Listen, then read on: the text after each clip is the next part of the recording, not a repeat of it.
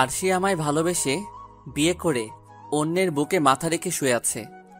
এই যন্ত্রণা যেন আমি কোনোভাবেই সইতে পারছি না। আমার কাছে একটাই পথ আছে বর্তমানে এই যন্ত্রণা থেকে মুক্তি পাবার, তা হলো মৃত্যু। কিচেন থেকে ছুরি নিয়ে এসে নিজের বুকে লাগাতার আঘাত করতে লাগলাম, কিন্তু তাতেও শেষ নিঃশ্বাস ত্যাগ হচ্ছে না। তবে মৃত্যুকে নিজের চোখের সামনে দেখতে পাচ্ছি আমি। পেটের ভিতর থেকে ভাড়াল বেরিয়ে আসছে, কিন্তু আমার কাছে এই কষ্টটাও কম মনে হচ্ছে আরশির দেওয়া কষ্ট থেকে। না, আমি যত তাড়াতাড়ি দুনিয়া থেকে বিদায় হব ততই আমার জন্য ভালো। চিরতরে কষ্ট কমে যাবে আমার জীবন থেকে, আর সেই মানুষটাও অন্যের বুকে ভালো থাকবে।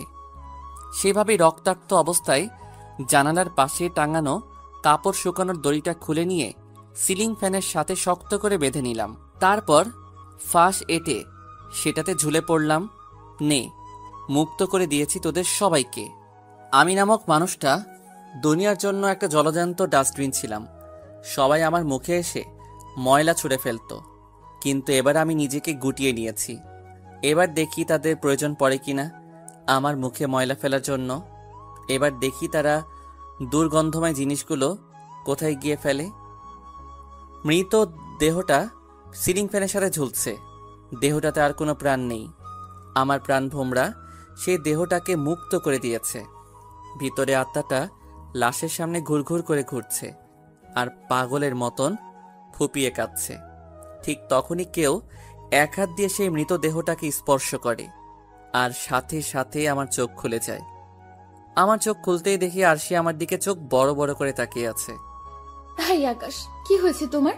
তুমি এভাবে হাত পা ছোটাছুটি করছো কেন ঘুমের মাঝে? আরশির কথা শুনে থতমত খেয়ে গেলাম। তুমি আমার সাথে কথা বলছো কি করে? আমার তো মৃত্যু হয়েছে, কি করে সম্ভব এটা? কেউ লাশের আত্মার সাথে কি করে কথা বলতে পারে? আই আকাশ, মানে কি সবাই? তুমি কি পাগল টাগল হয়ে গেলে নাকি? আর তুমি কোন লাশের কথা বলছো? আমি তো দেখছি তুমি জলজান্ত আমার সামনে বসে আছো। আরশির কথায় আমার হুঁশ ফিরে আসে। নিজেকে জীবিত দেখে আমার বুঝতে বাকি নেই যে এতটা সময় আমি স্বপ্ন দেখছিলাম। নিজেকে জীবিত দেখে হতাশার মাত্রাটা আরও বেড়ে গেল। যেখানে সেই ভয়ঙ্কর মৃত্যু থেকে বেঁচে যাওয়ায় আমার খুশি হওয়ার কথা ছিল, সেখানে আমার ভিতরে হতাশা কাজ করছে। কারণ আরশি সত্যি অন্য পুরুষের বুকে মাথা রেখেছে আমার অগোচরে। খুব কঠিন রকমের আফসোস হচ্ছে নিজেকে নিয়ে। ইস, যদি স্বপ্নের মতন করে সত্যি নিজেকে শেষ করে দিতে পারতাম তাহলে কতই না ভালো হতো। তবে আরশি সেটা জানে না যে আমি তার ক্রিয়া দ্বারা জেনে গিয়েছি। সে ভেবেছে আমি হয়তো তার সেই বিষয়ে অবগত নই। কি হলো আকাশ, কথা বলছো না যে? এভাবে হঠাৎ চমকে উঠলে কেন, বলো আমায়। না, কিছু না। তাহলে শুয়ে পড়ো। আর হ্যাঁ, আমার ঘুমের একটু খেয়াল রেখো, যাতে করে তোমার বেহুদা কাজে আমার ঘুমের ব্যাঘাত না ঘটে। এবার আর চুপ করে থাকতে পারলাম না। আরশি, আমার এসব তোমার বেহুদা মনে হয়? হ্যাঁ, অবশ্যই বেহুদা মনে হয়। কারণ যেখানে তুমি তোমার সমস্যার কথা নিজের স্ত্রীকে খুলে বলতে পারছো না, তাহলে সেসব কিছু বেহুদা নয় কি? স্ত্রী? তুমি কি এখন আমার স্ত্রী আছো? আকাশের কথা শুনে আরশি ঘাবড়ে যায়। আই, মানে কি? কি কি বলতে চাইছো? না, কিছু না। ঘুমিয়ে পড়ো তুমি, আমি তোমার ঘুমের দিকে খেয়াল রাখবো। আরশি ঘুমিয়ে পড়ল, আর আমি অপর পাশ ফিরে বালিশে মুখ গুজে কান্নায় ভেঙে পড়লাম। কারণ যেই আরশিকে আমি ভালোবেসে বিয়ে করেছিলাম, সে আজ আমার অগোচরে অন্যের বুকে মাথা রাখে। যে আরশি দিন রাত আমার কেয়ার করত, যে আরশির কাছে আমার সমস্ত কিছুর গুরুত্ব ছিল, সে আরশি আজ বলছে আমার ফিলিং আর ভিতরের চাপা কষ্ট তার কাছে বেহুদা মনে হয়। এভাবে কাঁদতে কাঁদতে কখন যে ঘুমিয়ে পড়েছি বলতে পারবো না। সকালবেলা ঘুম থেকে উঠে দেখি আরশি আয়নার সামনে দাঁড়িয়ে ভেজা চুল আঁচড়াচ্ছে। নিজের অজান্তেই বিছানা ছেড়ে উঠে আরশির কাছে চলে গেলাম। তারপর নিজের দুহাত গোলাকার করে আরশিকে জড়িয়ে ধরেছি। কি হলো আকাশ, আজ সকাল সকাল এত আহ্লাদ কেন? কি হলো?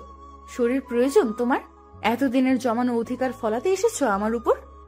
আরশি, এ কথা তুমি আমায় বলতে পারলে? হ্যাঁ, পারলাম, কারণ তোমার আচরণ আর স্পর্শ এখন অনেক ভয়ানক লাগে আমার কাছে। তোমার স্পর্শে এখন অন্য কিছু অনুভব করি আমি। কি বলতে চাইছো তুমি? কিছুই বলতে চাইছি না, তবে আমি চাই না তুমি আমায় আর স্পর্শ করো, কারণ তোমার স্পর্শ এখন অনেক জঘন্য লাগে আমার কাছে। আরশি, তোমার পরিবর্তনটা একটু বেশি হয়ে গিয়েছে মনে হচ্ছে না? হ্যাঁ, আমি পরিবর্তন হয়ে গেছি, কারণ আপনার মতন মানুষের জীবনে থাকতে আমার আর একদমই ইচ্ছে করছে না। আরশি, কি কারণে তোমার এমন পরিবর্তন? সে তো বলতে পারবো না, তবে এইটুকুই বলবো যে অনেকটা পরিবর্তন হয়ে গিয়েছি আমি। আর আপনার অস্তিত্ব দিন দিন আমার ভেতর থেকে মুছে যাচ্ছে। সো আমায় ছেড়ে দূরে গিয়ে দাঁড়ান। কখন আবার আমার সাথে উল্টাপাল্টা করে বসবেন কে জানে। বাহ আরশি, বাহ! তুমি থেকে সম্মান দিয়ে আপনিতে নিয়ে চলে গেছো, আবার মানুষ থেকে কাপুরুষের খাতায় তো নাম লিখে দিচ্ছ আমার। আরশি, তোমার কাছে এতটা জঘন্য কি করে হলাম আমি? আজ বিয়ে হয়েছে 1 বছর, আমি তো আমাদের ওয়াদা ঠিকঠাক মতনই পালন করছি। বিয়ের আগে তোমার সাথে মিলে প্ল্যান করেছিলাম যে আমরা বিয়ের 3 থেকে 4 বছর পর বাচ্চা নিব। এর আগে আমরা দুজন দুজনের মতন করে ভালোভাবে সময় কাটাবো। কই, এতদিনে একবারও সে দৃষ্টিতে স্পর্শ করেছি তোমায়? না, তা করেননি, কিন্তু আমি কোনো রিস্ক নিতে চাই না। আর আসল কথা বললাম এই তো, যে আপনার স্পর্শ আমার কাছে এখন সহ্য হয় না। ঠিক আছে, আমি তোমায় আর স্পর্শ করব না। খুশি হলাম শুনে। এবার গিয়ে ফ্রেশ হয়ে নিন, আমি টেবিলে নাস্তা দিচ্ছি। সোজা চলে গেলাম ফ্রেশ হতে। ফ্রেশ হয়ে এসে নাস্তা টেবিলে বসতেই দেখি প্রতিদিনের ন্যায় সেই জেলি আর পাউরুটি। আরশি, এসব কি? এসব কি মানে? সকালের নাস্তা। আমি কি রোজ রোজ এসব খেয়ে অফিসে যাব নাকি? হাতের নাস্তা কোথায় তোমার? জি, এসব খেয়েই অফিসে যাবেন, আর হাতের নাস্তার দিন ভুলে যান। সেসব আর আমি বানাতে পারবো না। কিন্তু কেন? কারণ আপনার জন্য নাস্তা বানাতে আর ইচ্ছে করে না আমার। কত করবো আর আপনার জন্য? কি দিয়েছেন আপনি আমায় সেসবের বিনিময়ে? আরশি স্বামীকে নাস্তা বানিয়ে খাওয়াবে, তার জন্যেও কি বিনিময় লাগবে? হ্যাঁ, অবশ্যই লাগবে, কারণ আপনি আমায় বিয়ে করেছেন ঠিক, কিন্তু মনে রাখবেন আমি আপনার কেনা গোলাম না। সকালবেলায় লাট সাহেবের মতো ঘুমাবেন আর আমি উঠে নাস্তা বানাবো, সেসব আর হবে না। সো জেলি আর পাউরুটি গিলে খেয়েই অফিস করতে যান। আরশির ব্যবহার শুনে পুরোপুরি পাগল হয়ে গেলাম। কি বলবো, বলার ভাষা নেই। কি করে সম্ভব তার এতটা পরিবর্তন? না, আর ভাবতে পারছি না। কোনো মতে পাউরুটি আর জেলি গিলে অফিসের দেওয়া ভাঙাচোরা গাড়িটা নিয়ে রওনা হয়ে গেলাম। চলেন, যেতে যেতে পরিচয়টা দিয়ে দেই।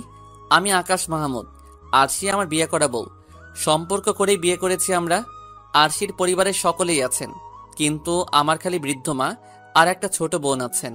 আমরা চাকরির সুবাদে শহরে বাসা নিয়ে থাকি। আমরা বলতে আমি আর আরশি, বাকি মা আর ছোট বোন গ্রামে থাকেন। আমি শহরের একটা অফিসে ম্যানেজারে চাকরি করি। বাকি সমস্ত কিছু গল্পের সাথে থাকলেই জানতে পারবেন। বেশ অবাক হচ্ছি আরশির আচরণে, কি কারণে তার এতটা পরিবর্তন। এসব নিয়ে ভাবতে ভাবতে অফিসে চলে গেলাম। নিজের টেবিলে বসে বসে কাজ করছি।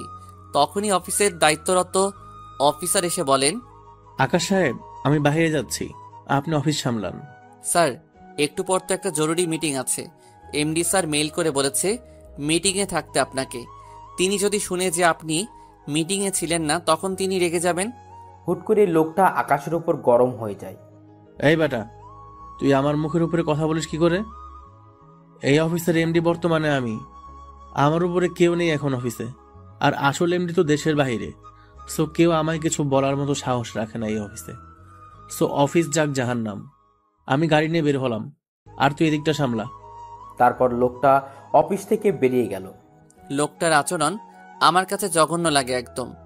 আসল এমডি দেশের বাইরে থাকে বলে নিজেকেই এই প্রতিষ্ঠানের মালিক দাবি করে সে। যার সাথে যেমন ইচ্ছা তেমন ব্যবহার করে। এত অহংকার থাকবে না বেটা, বুঝলি? এসব নিয়ে ভাবছিলাম, তখনই বাসার দারোয়ান আমায় ফোন দিয়ে বলে, স্যার, ম্যাম বেরিয়েছে ঘর থেকে রেডি হয়ে। দারোয়ানের কথা শুনে সোজা বেরিয়ে গেলাম। বাসার দারোয়ানকে আরশির পিছু নিতে বলেছি। আমি তাড়াতাড়ি গাড়ি টেনে দারোয়ানের কাছে চলে গেলাম। স্যার, ম্যাম আর একটা লোক এই বাড়িতে প্রবেশ করেছে, আর লোকটা এই গাড়ি করে এসেছে।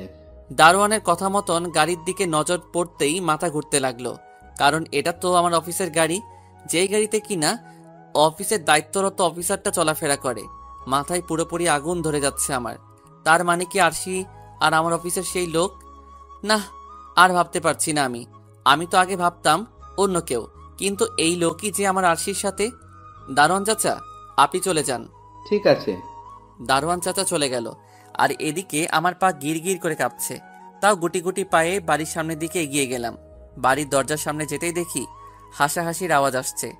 হঠাৎই চোখ গেল দরজার দিকে, যে তারা দরজা আটকায়নি। আমি কোনো কথা না বলেই দরজা খুলে সোজা ঘরে ঢুকে গেলাম। তখনই নজর গেল ঘরের ভিতরে থাকা বিছানার দিকে, যার উপরে দুজন মানুষ পুরোপুরি বস্ত্র খুলে মিলন করছে। আমি সাথে সাথে চোখ হাত দিয়ে নজর ঘুরিয়ে ফেললাম। আমার ভিতরে যেন তুফান বইছে সেই দুটো মানুষকে দেখে। ইচ্ছে করছে কুপিয়ে মেরে ফেলে সেই দুটো মানুষকে, যারা আমার সাথে বিশ্বাসঘাতকতা করেছে। মনের ইচ্ছাটাকে জেদে পরিণত করে ফেললাম। হ্যাঁ, আজ দুটোকে একদম চিরতরে দুনিয়া থেকে বিদায় করে দিব। কিন্তু তৎক্ষণাৎ আবার বুক কাঁপতে শুরু করলো, কারণ জেদ তো উঠেছে, কিন্তু তাদেরকে মেরে ফেলার স্টেপস নিতে বুক কাঁপছে আমার। দ্বিধাদ্বন্দ্বে পড়ে গেলাম, কি করব আমি। নিজের দ্বিধাদ্বন্দ্ব আর জেদের মাঝখানে ভয়ঙ্কর এক বিস্ফোরণ ঘটে গেল। দ্বিধাদ্বন্দ্ব আর জেদ, এই দুটো থেকে কাকে বেছে নিব সেই ডিসিশন নিতে না পেরে আমার সামনে বরাবর একটা কাচের টি টেবিল রাখা ছিল, সেটার মধ্যে সজোরে হাত দিয়ে পাঞ্চ করে বসলাম। সাথে সাথে টি টেবিলের কাচ ভেঙে আমার হাতে ঢুকে গেল। সেই দুটো মানুষ আমার উপস্থিতি টের পেয়ে বিছানা ছেড়ে উঠে গিয়ে নিজেদের বস্ত্রহীন শরীরটাকে কাপড় দিয়ে ঢাকতে ব্যস্ত হয়ে পড়ল, আর শরীর ঢাকতে ঢাকতে বলতে লাগলো, এই জাকাত সাহেব, আপনি এখানে কি করছেন? আমি এখানে কি করছি মানে? আপনি আমার স্ত্রীর সাথে অবৈধ মেলামেশা করছেন, আর আমাকেই বলছেন আমি এখানে কি করছি? আকাশ সাহেব, মাথার রক্ত গরম করবেন না বলে দিলাম। আপনার বউয়ের সাথে অবৈধ মেলামেশা করেছে মানে? কোন দিক থেকে আপনার বউ হয় সে? আরশি আমার বিয়ে করা বউ। আকাশের মুখে আরশির কথা শুনে লোকটা গলার সাউন্ড কমিয়ে ফেলে আর নরম সুরে বলতে থাকে, আকাশ সাহেব, আপনি ভালো করে লক্ষ্য করে দেখুন এটা আপনার আরশি কিনা। আর আমি আপনার বউয়ের সাথে অবৈধ মেলামেশা কেন করতে যাবো খামোখা, নিজের বউ রেখে? আর এই মেয়ে কোন দিক থেকে আপনার বউ? সে তো আমার বিবাহিত স্ত্রী মিলি। এই মিলি, তুমি একটু আকাশ সাহেবকে নিজের চেহারাটা ভালো করে দেখাও তো। লোকটার কথা মতন সেই মেয়েটা নিজের শরীর ঢেকে নিয়ে আকাশকে ভালো করে নিজের চেহারা দেখায়। মেয়েটার চেহারা দেখে আকাশ থতমত খেয়ে যায়। কি করে সম্ভব এটা? এই মেয়ে তো সত্যি আমার বউ নয়, এই মেয়ে তো অন্য কেউ। আর সেই লোকটা তো দাবি করছে এই মেয়েটা তার বিবাহিত স্ত্রী। তার মানে কি ওনার কথাগুলোই সত্যি? তাহলে দারোয়ান আমায় ভুল তথ্য কেন দিল? স্যার, দুঃখিত। আমার আচরণের জন্য নিজের কাজেই লজ্জা লাগছে, কারণ কারোর বাসায় এভাবে অনুমতি না নিয়ে হুটহাট ঢুকে গেলাম, তারপর আবার যেমন তেমন অবস্থায় পড়ে গেলাম। আকাশ সাহেব, আপনি আমার ঘর থেকে বের হন। আপনার সাথে আমার বোঝাপড়া আছে।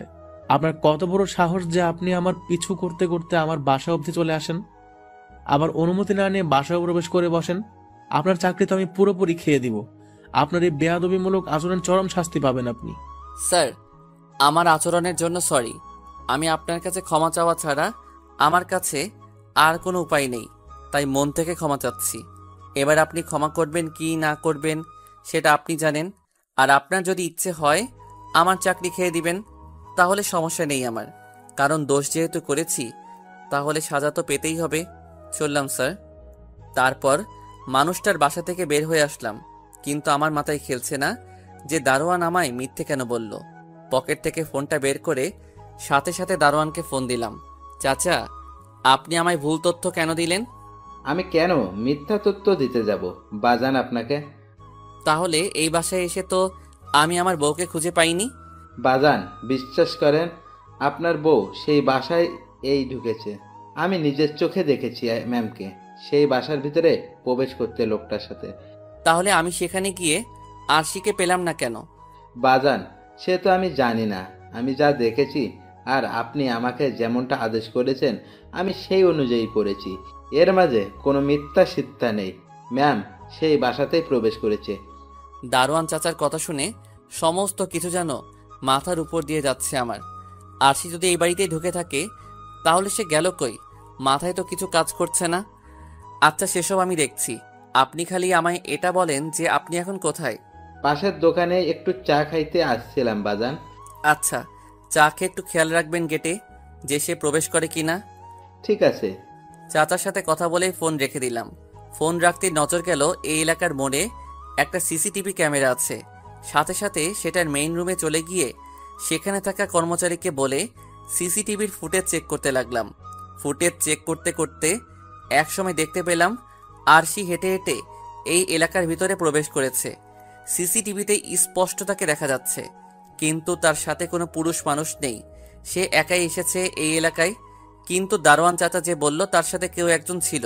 কি হচ্ছেটা কি আমার সাথে? কোনো কিছুরই তো মিল খুঁজে পাচ্ছি না।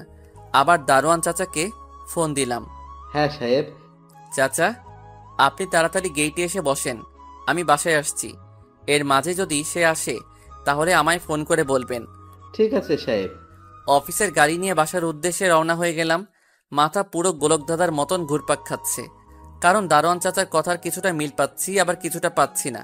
কিন্তু উনি তো আমায় মিথ্যা বা 2 লাইন বানিয়ে বলবে না, কারণ তিনি আমাকে বহু আগ থেকে চেনে আর খুব মিশুক মানুষটা। আমার সাথেও ভালো সম্পর্ক রয়েছে তিনার, কিন্তু ওনার সাথে সমস্ত কথার মিল কেন পাচ্ছি না আমি? আর সবচাইতে বড় কথা, আরশি এই এলাকায় কেন এসেছে? গাড়ি নিয়ে বাসায় পৌঁছে গেলাম। চাচা, সে এসেছে? না সাহেব। আমি তাড়াতাড়ি ঘরে চলে গেলাম। ঘরে এসে দেখি দরজা ভিতর থেকে লক করা, তার মানে ভিতরে কেউ না কেউ আছে। পকেটে থাকা দ্বিতীয় চাবিটা দিয়ে ঘরের দরজা খুলে ভিতরে প্রবেশ করলাম। সারা বাড়ি তন্ন তন্ন করে খুঁজলাম, কিন্তু কাউকে দেখতে পেলাম না। তবে যখনই রান্নাঘরের সামনে গেলাম তখনই কারোর গুনগুন করার শব্দ কানে ভেসে আসলো। গুটি গুটি পায়ে হেঁটে রান্নাঘরে প্রবেশ করলাম। তখনই দেখি আরশি কানে হেডফোন গুজে দিয়ে গান শুনছে, আর গানের তালে তালে গুনগুন করে করে রান্না করছে। এক টান দিয়ে সোজা হেডফোনটা খুলে নিলাম আরশির কান থেকে। তখনই সে পিছনে ঘুরে আমার গালের মধ্যে 31 থাপ্পড় বসিয়ে দিল। আরশির আচরণে পুরোপুরি রোবট হয়ে গেলাম। এই সরি, আমি তোমায় দেখতে পাইনি, আর তুমি হুট করে এই অসময়ে বাড়ি আসবে কখনো কল্পনা করিনি। আমি ভেবেছি কে না কে, তাই অমন আচরণ করে ফেলেছি। সরি, আমার ভুল হয়ে গেছে। ঠিক আছে, সমস্যা নেই, কিন্তু তুমি আমায় আপনি ডাকবে না তুমি ডাকবে সেটা আগে ডিসাইড করো। সেটা সময়ের উপরে নির্ভর, পরিস্থিতি আর সময় অনুযায়ী সেই আপনি আর তুমির পার্থক্য বা ব্যবহার হবে। যখন যেটা খাপ খাবে আমি সেটা বলে সম্বোধন করব। সময়ে আপনি, সময়ে তুমি। ঠিক আছে, সেটা নিয়েও কিছু বললাম না। তোমার যা ভালো লাগে ডেকো, কিন্তু এখন এটা বলো যে তুমি কোথায় গিয়েছিলে। সেটা তো বলা যাবে না। কোথায় গিয়েছিলাম? আরশি, আমি কিছু জিজ্ঞেস করেছি, কিন্তু সবসময় কিন্তু কম্প্রোমাইজ করা আমার পক্ষে সম্ভব হবে না। সো কোথায় গিয়েছিলে তাড়াতাড়ি বলো। বললাম তো, সেটা আমি বলতে পারবো না। এবার তো আর নিজেকে দমিয়ে রাখা সম্ভব না। এই পরিস্থিতিতেও নিজেকে দমিয়ে রাখা মানে কাপুরুষের খাতায় নাম লেখা। খপ করে আরশির গলা চেপে ধরে তাকে দেওয়ালের সাথে লাগিয়ে ফেললাম। জানোয়ার, আমায় বলবি কেন? আমায় তো বলার মতন কোনো সাহস নেই তোর। অন্য পুরুষ নিয়ে যে রং তামাশা করতে গিয়েছিলি সেসব কি আমায় বলতে পারবি নাকি তুই? সেই সৎ সাহস কি তোর মাঝে আছে নাকি? আরশি কোনো কথা বলে না, সে আকাশের আচরণে কান্না করে দেয়। এই চরিত্রহীনা, এখন ন্যাকামো করিস না। তোর সমস্ত কিছু জেনে গিয়েছি আমি। তোর মাঝে যে এতটা নোংরামি বসবাস করছে তা আগে জানতাম না। কিসের কমতি রেখেছি তোর? তারপরেও কেন এসব করিস তুই? আমার মাঝে যদি কোনো ধরনের কমতি থাকে তাহলে খুলে বল আমায়, কিন্তু তুই সেটা না করে পর পুরুষের সাথে গোপনে কি করিস? উত্তর দে কথার। আরশি চুপ করে আছে। কিরে, উত্তর দিতে বলেছি না তোকে? তাও আরশি চুপ করে আছে আর কান্না করছে চোখের পানি ছেড়ে। রাগ উঠে যাচ্ছে মেয়েটার আচরণে। কথার উত্তর না পেয়ে ঠাস ঠাস করে অনেক কয়টা থাপ্পড় বসিয়ে দিলাম আরশির গালে। থাপ্পড়গুলা এত জোরে মেরেছি যে তার ঠোঁটের অনেকটা অংশ কেটে গিয়ে চুইয়ে চুইয়ে রক্ত পড়ছে। এত কিছুর পরেও সে চুপ করে আছে। কি পরিমাণ রাগ যে উঠছে তা ভাষায় প্রকাশ করা যাবে না। তখনই ফোনটা বেজে উঠল। পকেট থেকে ফোন বের করে রিসিভ করলাম। মিস্টার আকাশ, আপনি অফিসে আসেন তাড়াতাড়ি। বলেছিলাম না আপনার সাথে আমার একটা হিসাব নিকাশ আছে? একদম পাক্কা হিসাব নিকাশ করবো আজকে। জি, আমি আসছি। তারপর ফোন রেখে দিয়ে আরশিকে ছেড়ে দিলাম। তাকে ছেড়ে দিতে সে রান্নাঘর থেকে বেরিয়ে চলে গেল, আর আমি তেড়ে ফুড়ে অফিসে চলে গেলাম। অফিসে পৌঁছাতেই সে অফিসার আমায় ডেকে একটা কাগজ হাতে ধরিয়ে দিল। স্যার, এটা কি? Resign letter. কিন্তু এটা দিয়ে আমার কাজ কি? আপনার কাজ আপনি অফিস থেকে রিজাইন করে চলে যান। আপনার মতন বেয়াদব লোক এই অফিসে দরকার নেই। আমি এমডি স্যারের সাথে আপনার বিষয়ে কথা বলে নেব।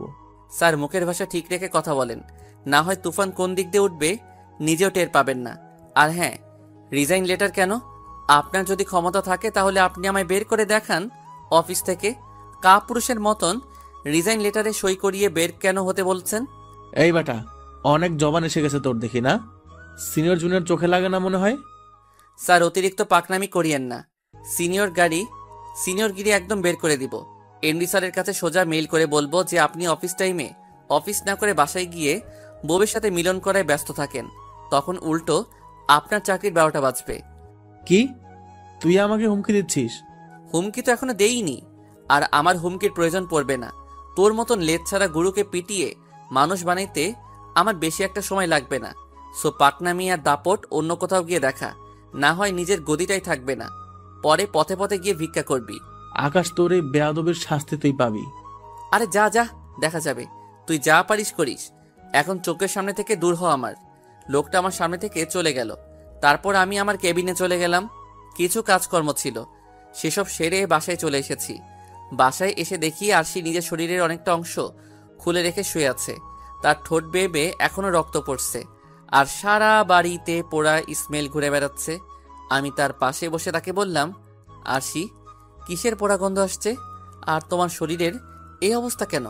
তখনই সে আমায় টান দিয়ে তার কাছে নিয়ে গিয়ে জড়িয়ে ধরলো আর বলতে লাগলো, খাবার পোড়া গন্ধ সারা বাড়িতে ঘুরে বেড়াচ্ছে। তবে তুমি টেনশন করিও না, আমি চুলো অফ করে দিয়ে এসেছি, আর শরীর থেকে কাপড় সরিয়ে রেখেছি তোমার জন্য। মানে কি আরশি? আরশি হুট করেই আকাশের শরীরে চুমু খেতে শুরু করে। আকাশ যেন কিছুই বুঝে উঠতে পারছে না। সে কিছু বুঝে ওঠার আগেই আরশি তাকে বশ করে ফেলে। সে আরশির শরীরের মোহে আটকে গেছে। সেও পাগল হয়ে যায় আরশির স্পর্শে। সে তার শরীরটাকে আরশির শরীরের সঙ্গে একদম মিশিয়ে দেয়। মোট কথায় বলতে গেলে স্বামী স্ত্রীর মিলন ঘটেছে আজ। বেশ অনেকটা সময় এভাবে কাটে। তারপর আকাশ আরশিকে ছেড়ে দিয়ে গিয়ে ফ্রেশ হতে চলে যায়, কিন্তু আরশি একদম চুপ হয়ে যায়। পুরোটা রাত কাটে নিস্তব্ধতায়। আরশি একটা ওয়ার্ডও কথা বলে না আকাশের সাথে। রাতের বেলায় দুজনেই শুয়ে পড়েছে। আকাশের মনটা আজ কেন জানি অনেক ফুরফুরা। খুশির জোয়ার বইছে তার ভিতরে। হয়তো সে আরশিকে এতটা কাছে পেয়েছে, তাই তার ভিতরে খুশির জোয়ার বইছে। তাছাড়া সে আরশির কুমারিত্বর মাঝে কোনো দাগ বা কলঙ্ক পায়নি, তাই সে আজ ভীষণ খুশি। কিন্তু সেও নিজেও জানে না, বা তার কল্পনাতেও নেই যে তার সাথে আজ রাতে কি ঘটতে চলেছে। রাত বাজে 3টা। এত পরিমাণ খুশির জোয়ার বইছিল ভিতরে যে সেসব নিয়ে কল্পনা জল্পনা করতে করতে গভীর নিদ্রায় চলে গিয়েছি। কিন্তু হঠাৎই ঘুমের মাঝে কিছু উপলব্ধি করতে পারলাম যে কেউ আমার পা ধরে কিছু একটা করছে, হয়তো বা দড়ি জাতীয় কিছু একটা দিয়ে আমার পা বাঁধছে কেউ একজন। কিন্তু আমি শিওর নই যে কি ঘটছে আমার সাথে, কারণ আমার চোখে এখনো ঘুমের রেশ। মানুষ আদো ঘুমে স্বপ্ন দেখে, আবার আদো ঘুমেই মানুষ তার সাথে ঘটে যাওয়া কিছুটা বাস্তব উপলব্ধি করতে পারে। তাই আমি ঘুমের মাঝে দোটানায় ভুগছি যে এটা কি স্বপ্ন না বাস্তব। চোখ খোলার আপ্রাণ চেষ্টা করছি, কিন্তু আমার চোখ জোড়া খুলছে না। এভাবে অস্বস্তি নিয়ে কিছুটা সময় ঘুমের মাঝে কাটালাম, কিন্তু কিছুক্ষণ পর আমার দোটানা দূর হয়ে গেল, কারণ আমার পায়ের উপরে কেউ যেন পানির কল চালু করে দিয়েছে। ধরফর করে ঘুম থেকে উঠে গেলাম। তখনই দেখি আরশি আমার 2 পা জড়িয়ে ধরে তার সাথে মাথা ঠেকিয়ে কান্না করছে। কি হচ্ছে কিছুই বুঝতে পারছি না। আমি যে ঘুম থেকে উঠে গিয়েছি সেই দিকে আরশির কোনো খেয়াল নেই, কারণ সে মাথা নুইয়ে রেখেছে। এ আরশি, কি হয়েছে তোমার? আকাশের ডাক শুনে আরশি থতমত খেয়ে যায়। সে চমকিতে দৃষ্টিতে আকাশের দিকে তাকিয়ে আছে, আর তার চোখ বেয়ে টুপ টুপ করে পানি ঝরছে। আরশির এইরূপ আচরণ যেন আকাশ এই জীবনের প্রথম দেখল। আরশির এমন আচরণে সে অভ্যস্ত নয়। কেমন একটা খটখাটানি হচ্ছে তার মনের ভিতরে। কলিজায় এক ধরনের একটা পিন পিন করে ব্যথা করছে। সে আবার আরশিকে জিজ্ঞেস করে, কি হলো আরশি, কি হয়েছে তোমার? এবারও কোনো উত্তর দেয়নি আরশি। আরশি, কি হলো বলবে তো নাকি? তোমার এই অদ্ভুত আচরণের পিছনে রহস্যটা কি? কি কারণে তোমার এই অদ্ভুত ভনিতা? জানি না আমি। পাগল ভেবেছো আরশি তুমি আমায়? মানুষ অদ্ভুত আচরণ করবে অথচ তার পিছনে কোনো রহস্য থাকবে না, সেটা কি করে হয়? আকাশ, তুমি পাগল নাও, আর না তোমাকে আমি পাগল বানাচ্ছি। সত্যি এসবের কোনো উত্তর নেই আমার কাছে। তবে হ্যাঁ, আমার ইচ্ছে করছে তোমার বুকে যেতে।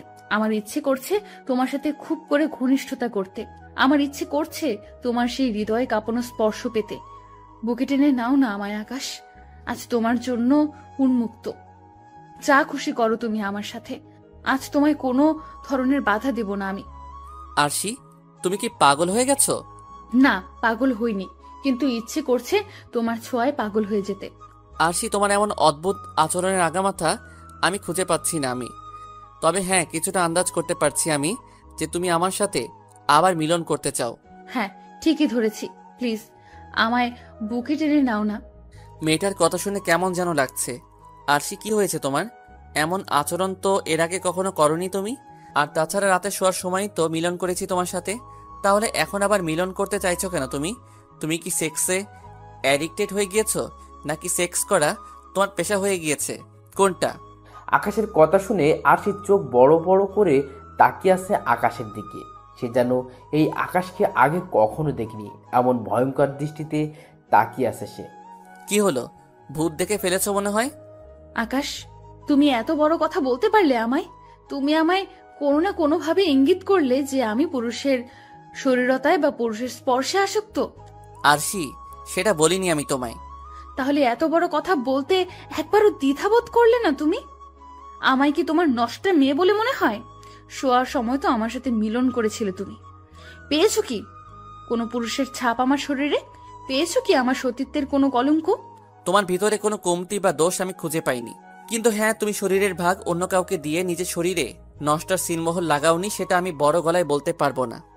আকাশ, আজ এত শক্ত শক্ত কথা বলছো তুমি আমায়। একটিবারও কি তোমার মুখে আটকাচ্ছে না? কিভাবে পারছো এমন অদ্ভুত আচরণ করতে? আরশি, হ্যাঁ, অদ্ভুত আচরণ করছি আমি, কিন্তু তুমিও তার বিপরীত নও। তোমার আচরণেও আজ ভিন্ন কিছু লক্ষ্য করেছি আমি। আর হ্যাঁ, মুখে আটকালেও আজ বলতে হচ্ছে কিছু কথা, কারণ কিছু জিনিস চোখে পড়েছে আমার, তাই না বলে আর থাকতে পারছি না। আর শোনো, কিছু মানুষের কুমারিত্ব একেবারে নষ্ট হয় না। কিছু মানুষের কুমারিত্ব অধিক কয়বার মিলন করলে গিয়ে তারপর নষ্ট হয়। তাহলে তুমি বলো যে তোমার সেসব আচরণ আমার চোখে পড়ার পরেও আমি কিভাবে তোমায় বিশ্বাস করব? কারণ সেসব তো আমি নিজের চোখে দেখেছি। আকাশ, স্টপ প্লিজ। আর বলিও না ওসব কথা। আমার কানের পর্দা ফেটে যাচ্ছে তোমার এসব কথা শুনে। তবে শেষ একটা কথা মাথায় রেখো, আজ তোমার সাথে ঘনিষ্ঠতা করতে চেয়েছি অন্য একটা কারণে। আর মানুষের চোখের দেখাতেও কোনো ভুল হয়, তোমারও হয়তো তাই হয়েছে।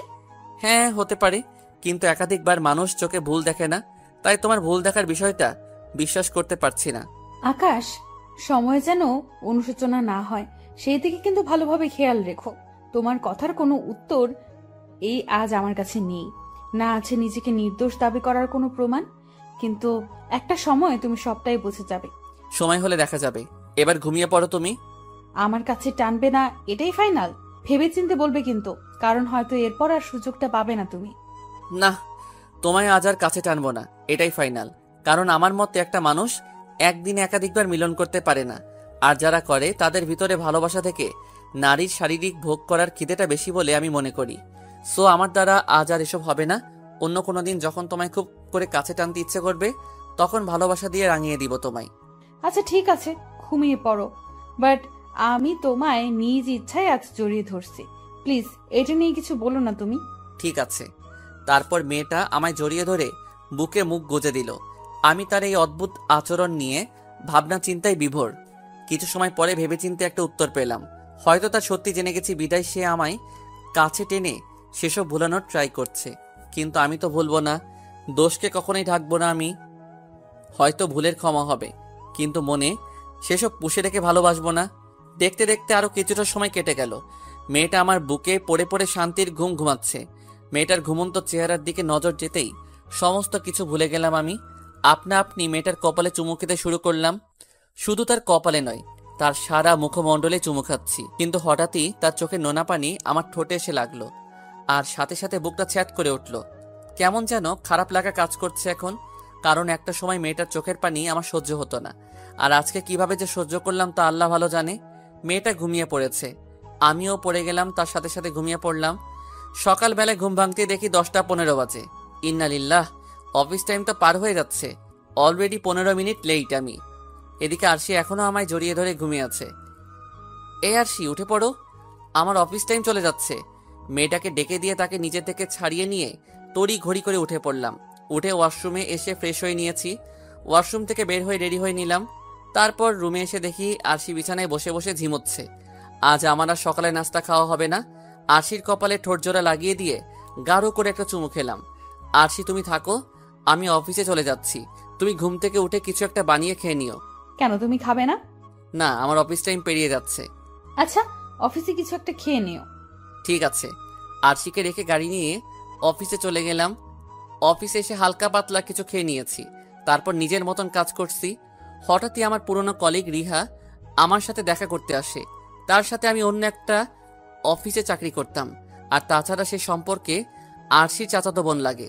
তার মাধ্যমেই আরশির সাথে আমার রিলেশন হয়েছে। কি রে, হঠাৎ তুই এখানে? কি করব বল, তোদের তো সময় নেই আমাদের খবর নেওয়ার, তাই নিজেই চলে এলাম। তোর অফিস নিয়ে আজকে ছুটি নিয়েছি আজকে। ও যাক, ভালোই হয়েছে এসেছিস। দুজনে মিলে একটু আড্ডা টাড্ডা দেওয়া যাবে। কিন্তু অফিসে আড্ডা দিবি নাকি? চল বাইরে কোথাও ঘুরে আসি, না হয় আমার বাড়ি চল, কারণ মাও তোকে দেখতে চেয়েছে। কি বলিস? অফিস টাইমে কি করে বেরোবো? আরে একদিন একটু বেরোলে কি হবে?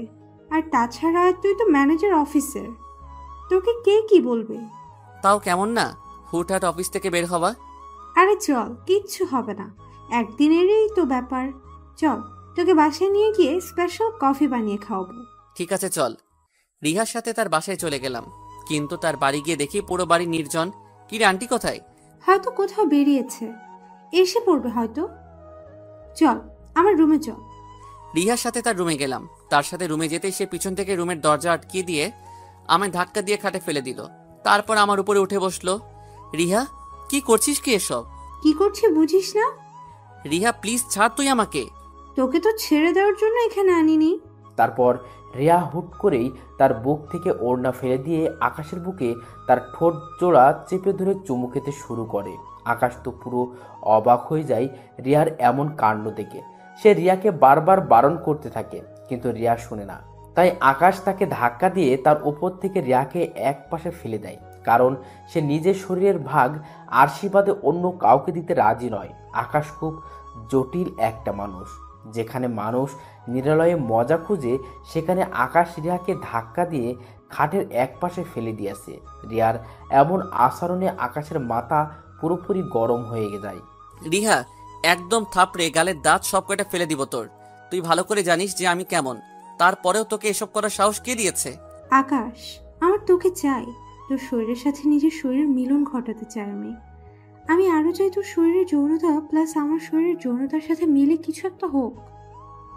আমি চাই তুই আমার শরীরের মজা পুরোপুরি লুটে নেয়। রিয়ার কথা শুনে আকাশের শরীরের রক্ত খলখল করছে। সে সোজা গিয়ে রিহার চুলের মুঠি ধরে ঠাস ঠাস করে কয়েকটা থাপ্পড় বসিয়ে দেয় রিহার গালে। আজকের পর যেন এরকম আচরণ আর কখনো না দেখি। অবশ্য আজকের পর আর তোর সাথে সম্পর্ক রাখবো না আমি। চিরতরে শেষ তোর সাথে আমার বন্ধুত্ব। আকাশের কথা শুনে রিয়া অট্ট হাসি হাসছে। আকাশের যেন এসব একদম সহ্য হচ্ছে না। সে তাড়াতাড়ি রিয়ার বাড়ি থেকে চলে আসে। রিয়া থাপ্পড় খাওয়ার পর আকাশকে আর কোনো ধরনের জোর করে না। সেও আপোষে আকাশকে যেতে দেয়। এদিকে আকাশ গাড়ি টেনে অফিসে চলে এসেছে। তার মাথায় যেন কিছুই কাজ করছে না। সে সোজা এসে নিজের কেবিনের ভিতরে চুপচাপ বসে আছে। তখনই অফিসের পিয়ন দৌড়ে এসে আকাশকে বলে, স্যার, মোবাইলটা অন করে খবরটা একটু দেখেন। কি হয়েছে জমির সাহেব? স্যার, আমি বাইরে নাস্তা করতে গিয়ে টিভিতে একটা নিউজ দেখেছি। আপনি তাড়াতাড়ি খবরের চ্যানেল দেখেন। পিয়নের কথা শুনে বুক ধরপড় করছে। ফোনের ডাটা চালু করে খবরের চ্যানেল ভিজিট করতে লাগলাম। সমস্ত খবরের চ্যানেলগুলোর ঘন্টার নিউজ প্রচার করা শেষ। বাকি আছে মাত্র আরটিভি চ্যানেল। সেটাতে চোখ পাকিয়ে তাকিয়ে আছি। হঠাৎই দেখতে পেলাম নিউজ রিপোর্টার একটা মেয়ের সুইসাইড নিয়ে আলোচনা করছে। একটা মেয়ে নাকি ব্রিজের উপর থেকে লাফিয়ে একটু আগে নিজের প্রাণ দিয়ে দিয়েছে। টিভির পর্দায় যখন সেই মেয়েটাকে দেখালো, তখন আমার হুশই উড়ে গেল। কারণ সেই মেয়েটার কেউ নয়, সেই মেয়েটা হলো আমার প্রিয়তমা আরশি। নিজেকে আর স্থির রাখতে পারলাম না, সাথে সাথে জ্ঞান হারিয়ে ফেললাম। যখন জ্ঞান ফিরে আসে তখন নিজেকে আবিষ্কার করলাম নিজের বাড়িতে, যে আমি আমার রুমের বিছানায় শুয়ে আছি, আর আশেপাশে অনেক মানুষজন। সেখানে আরশির মা বাবারাও রয়েছে। তার সমস্ত আত্মীয় স্বজন আমাকে দেখতে এসেছে। আমার জ্ঞান ফিরতেই আমি আরশির নাম ধরে ডাকতে লাগলাম, আরশি, এ আরশি, কোথায় তুমি? কিন্তু আরশি কোনো সাড়া শব্দ করলো না। তখনই আরশির সেই ব্রিজ থেকে লাফিয়ে সুইসাইড করার কথাটা মনে পড়ল। পুরোপুরি মাতাল হয়ে গেলাম আমি সেসব কথা মনে করতেই। বিছানা ছেড়ে উঠে গেলাম আরশির নাম ধরে ডাকতে ডাকতে। এই আপনারা কেউ আমার আরশিকে দেখেছেন? কেউ আকাশের কথার কোনো উত্তর দিচ্ছে না। সবাই চোখের পানি ছেড়ে কান্না করছে। এই আপনাদের কি হয়েছে? আপনারা সবাই কান্না করছেন কেন? আকাশের কথা শুনে এবার আরশির আম্মু কান্না করতে করতে বলে, বাবা, আরশি আর নেই, সে সুইসাইড করে মারা গিয়েছে। না, আমি এসব বিশ্বাস করি না। আর আরশি শুধু শুধু কেন সুইসাইড করতে যাবে? বাবারে, সেটা তো আমরাও বুঝতে পারছি না যে সে কেন এমন করেছে। তার এমন করার পেছনে রহস্য তো আমরা নিজেরাও জানি না। তার উত্তর তো শুধু আরশিই দিতে পারত, কিন্তু সে তো আর দুনিয়ায় নেই। তাকে গতকালই আমরা দাফন করে দিয়ে এসেছি মাটির নিচে। কি? আরশিকে আপনারা দাফন করে দিয়ে এসেছেন মানে? আর আমি কোথায় ছিলাম তাহলে তখন? বাবা, তুমি অফিসে সেন্সলেস হয়ে পড়ে গিয়েছিলে। পরে অফিসের কর্মচারী তোমার বাসায় দিয়ে যায়, আর আজ তোমার জ্ঞান ফিরে আসে। আমরা চেয়েছিলাম তোমার জ্ঞান ফিরলেই আরশির বাকি কাজ সম্পূর্ণ করব, কিন্তু আরশির দেহের অবস্থা ভালো ছিল না, একদম বিকৃত হয়ে গিয়েছে তার চেহারা। আমরা নিজেরাই তাকে চিনতে পারছিলাম না, এমন বিভৎস অবস্থা হয়েছে তার লাশের। তাই আমরা তাকে তাড়াতাড়ি দাফন করে দিয়েছি। ধ্রাম করে মাটিতে বসে পড়লাম। আমার যেন দুনিয়াদারির আর কোনো ঠিক ঠিকানা নেই। সমস্ত কিছুই যেন কেমন গুলিয়ে যাচ্ছে। মাটিতে বসে ছোট বাচ্চার মতন আরশি আরশি বলে চেঁচিয়ে চেঁচিয়ে কান্না করছি। সবাই আমাকে সান্ত্বনা দেওয়ার চেষ্টা করছে, কিন্তু এই সান্ত্বনাতে কি প্রিয় মানুষটাকে হারানো যন্ত্রণা মিটবে? চোখের পানি যেন বাধাই মানছে না। এত পরিমাণ কান্না করেছি যে সারা শরীর দুর্বল হয়ে আছে আমার। মাথায় এক জাতীয় সাইলেন্ট পেইন দিচ্ছে। মাইকের স্পিকারে যেমন চিকন সুর বাজে, ঠিক তেমনি মাথার রক্ত উত্তক্ত হয়ে ভিতরে এক ধরনের চিনচিন শব্দ করছে, যেই শব্দটা সহ্য করার মতন নয়। আর আমারও সেটা সহ্য হলো না। আবারও জ্ঞান হারিয়ে ফেললাম। 3 দিন পর জ্ঞান ফিরে আসে। এবার জ্ঞান ফিরতে দেখি হসপিটালের বেডে শোয়া আমি, আর সে আরশির পরিবার আমার পাশে বসা। তারাই হয়তো আমায় হসপিটালে নিয়ে এসেছে। আমার জ্ঞান ফিরেছে দেখতে পেয়ে সবাই আমার সাথে কথা বলার চেষ্টা করছে, কিন্তু আমি কারোর কথার উত্তর না দিয়ে নীরব দর্শকের মতন চোখের পানি ফেলাচ্ছি। এভাবে কয়েকটা দিন হসপিটালে কেটে গেল। একদম চুপচাপ হয়ে গিয়েছি। জ্ঞান ফেরার পরে এক লব্জ ও কারোর সাথে কথা বলিনি, খালি নীরবে চোখের পানি ঝরিয়েছি। হসপিটাল থেকে আমায় বাসায় আনা হলো। শরীরের কন্ডিশন ঠিক, বাট আমার মনের কন্ডিশন অনেকটাই বাজে হয়ে আছে। ভিতরে ভিতরে পুরো মানসিক রোগী হয়ে যাচ্ছি। এই ভিতরের পেইনটা যেন কাউকে শেয়ার করতে পারছি না, কারণ যার কষ্ট সেই উপলব্ধি করতে পারে। এদিকে আরশির মা আমার মুখের সামনে খাবারের নলা ধরে বসে আছে, কিন্তু আমি মরা লাশের মতন মুখ আটকে বসে আছি। বাবা, প্লিজ একটু কিছু খেয়ে নাও। এভাবে নিজেকে কষ্ট দিলে কি আরশি ফিরে আসবে বলো? প্লিজ লক্ষ্মী বাবা না তুমি আমার, প্লিজ কয়েক মুঠো খাবার খেয়ে নাও। আরশির মায়ের রিকোয়েস্ট মুখটা ছোট্ট করে হা করলাম। উনি আমায় খাওয়াতে খাওয়াতে বলে, বাবা, জানি না কি কারণে আরশি এমন করেছে, তবে যেহেতু আল্লাহর কাছেই চলে গিয়েছে এভাবে হঠাৎ করে, তাহলে তুমিও সামনে এগিয়ে যাও। তোমাদের তো কোনো বাচ্চা নেই, তাহলে কোনো সমস্যাই হবে না আশা করি তোমার। আর আমি তোমার মা কে ফোন করে আসতে বলেছি। তিনারা তো তেমন কিছুই জানতেন না দেখি, কিন্তু আজ আমি সবটাই বলেছি। ওনারা তোমার জন্য ভালো দেখে একটা মেয়ে দেখবেন। বাবা, তুমি সামনে এগিয়ে যাও।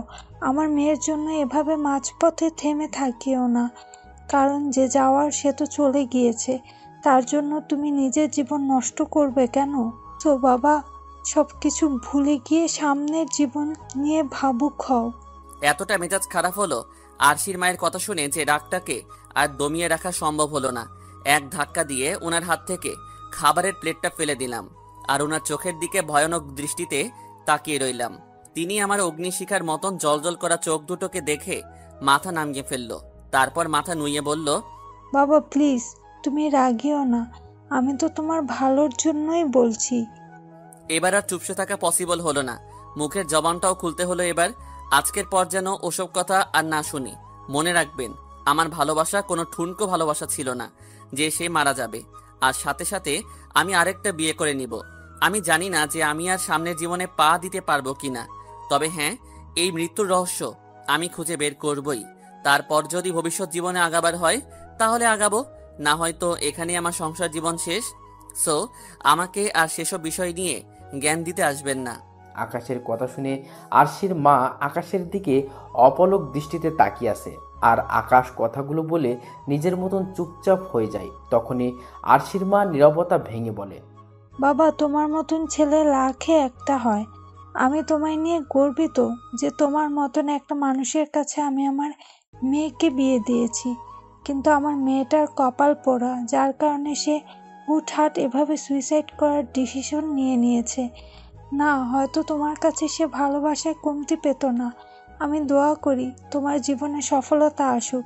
আর কিছুক্ষণ পর হয়তো তোমার মা আসলে আমরা চলে যাব, কিন্তু মাথায় রেখো, আমি মানুষটার জন্য তোমার দোয়া আজীবন খোলা থাকবে।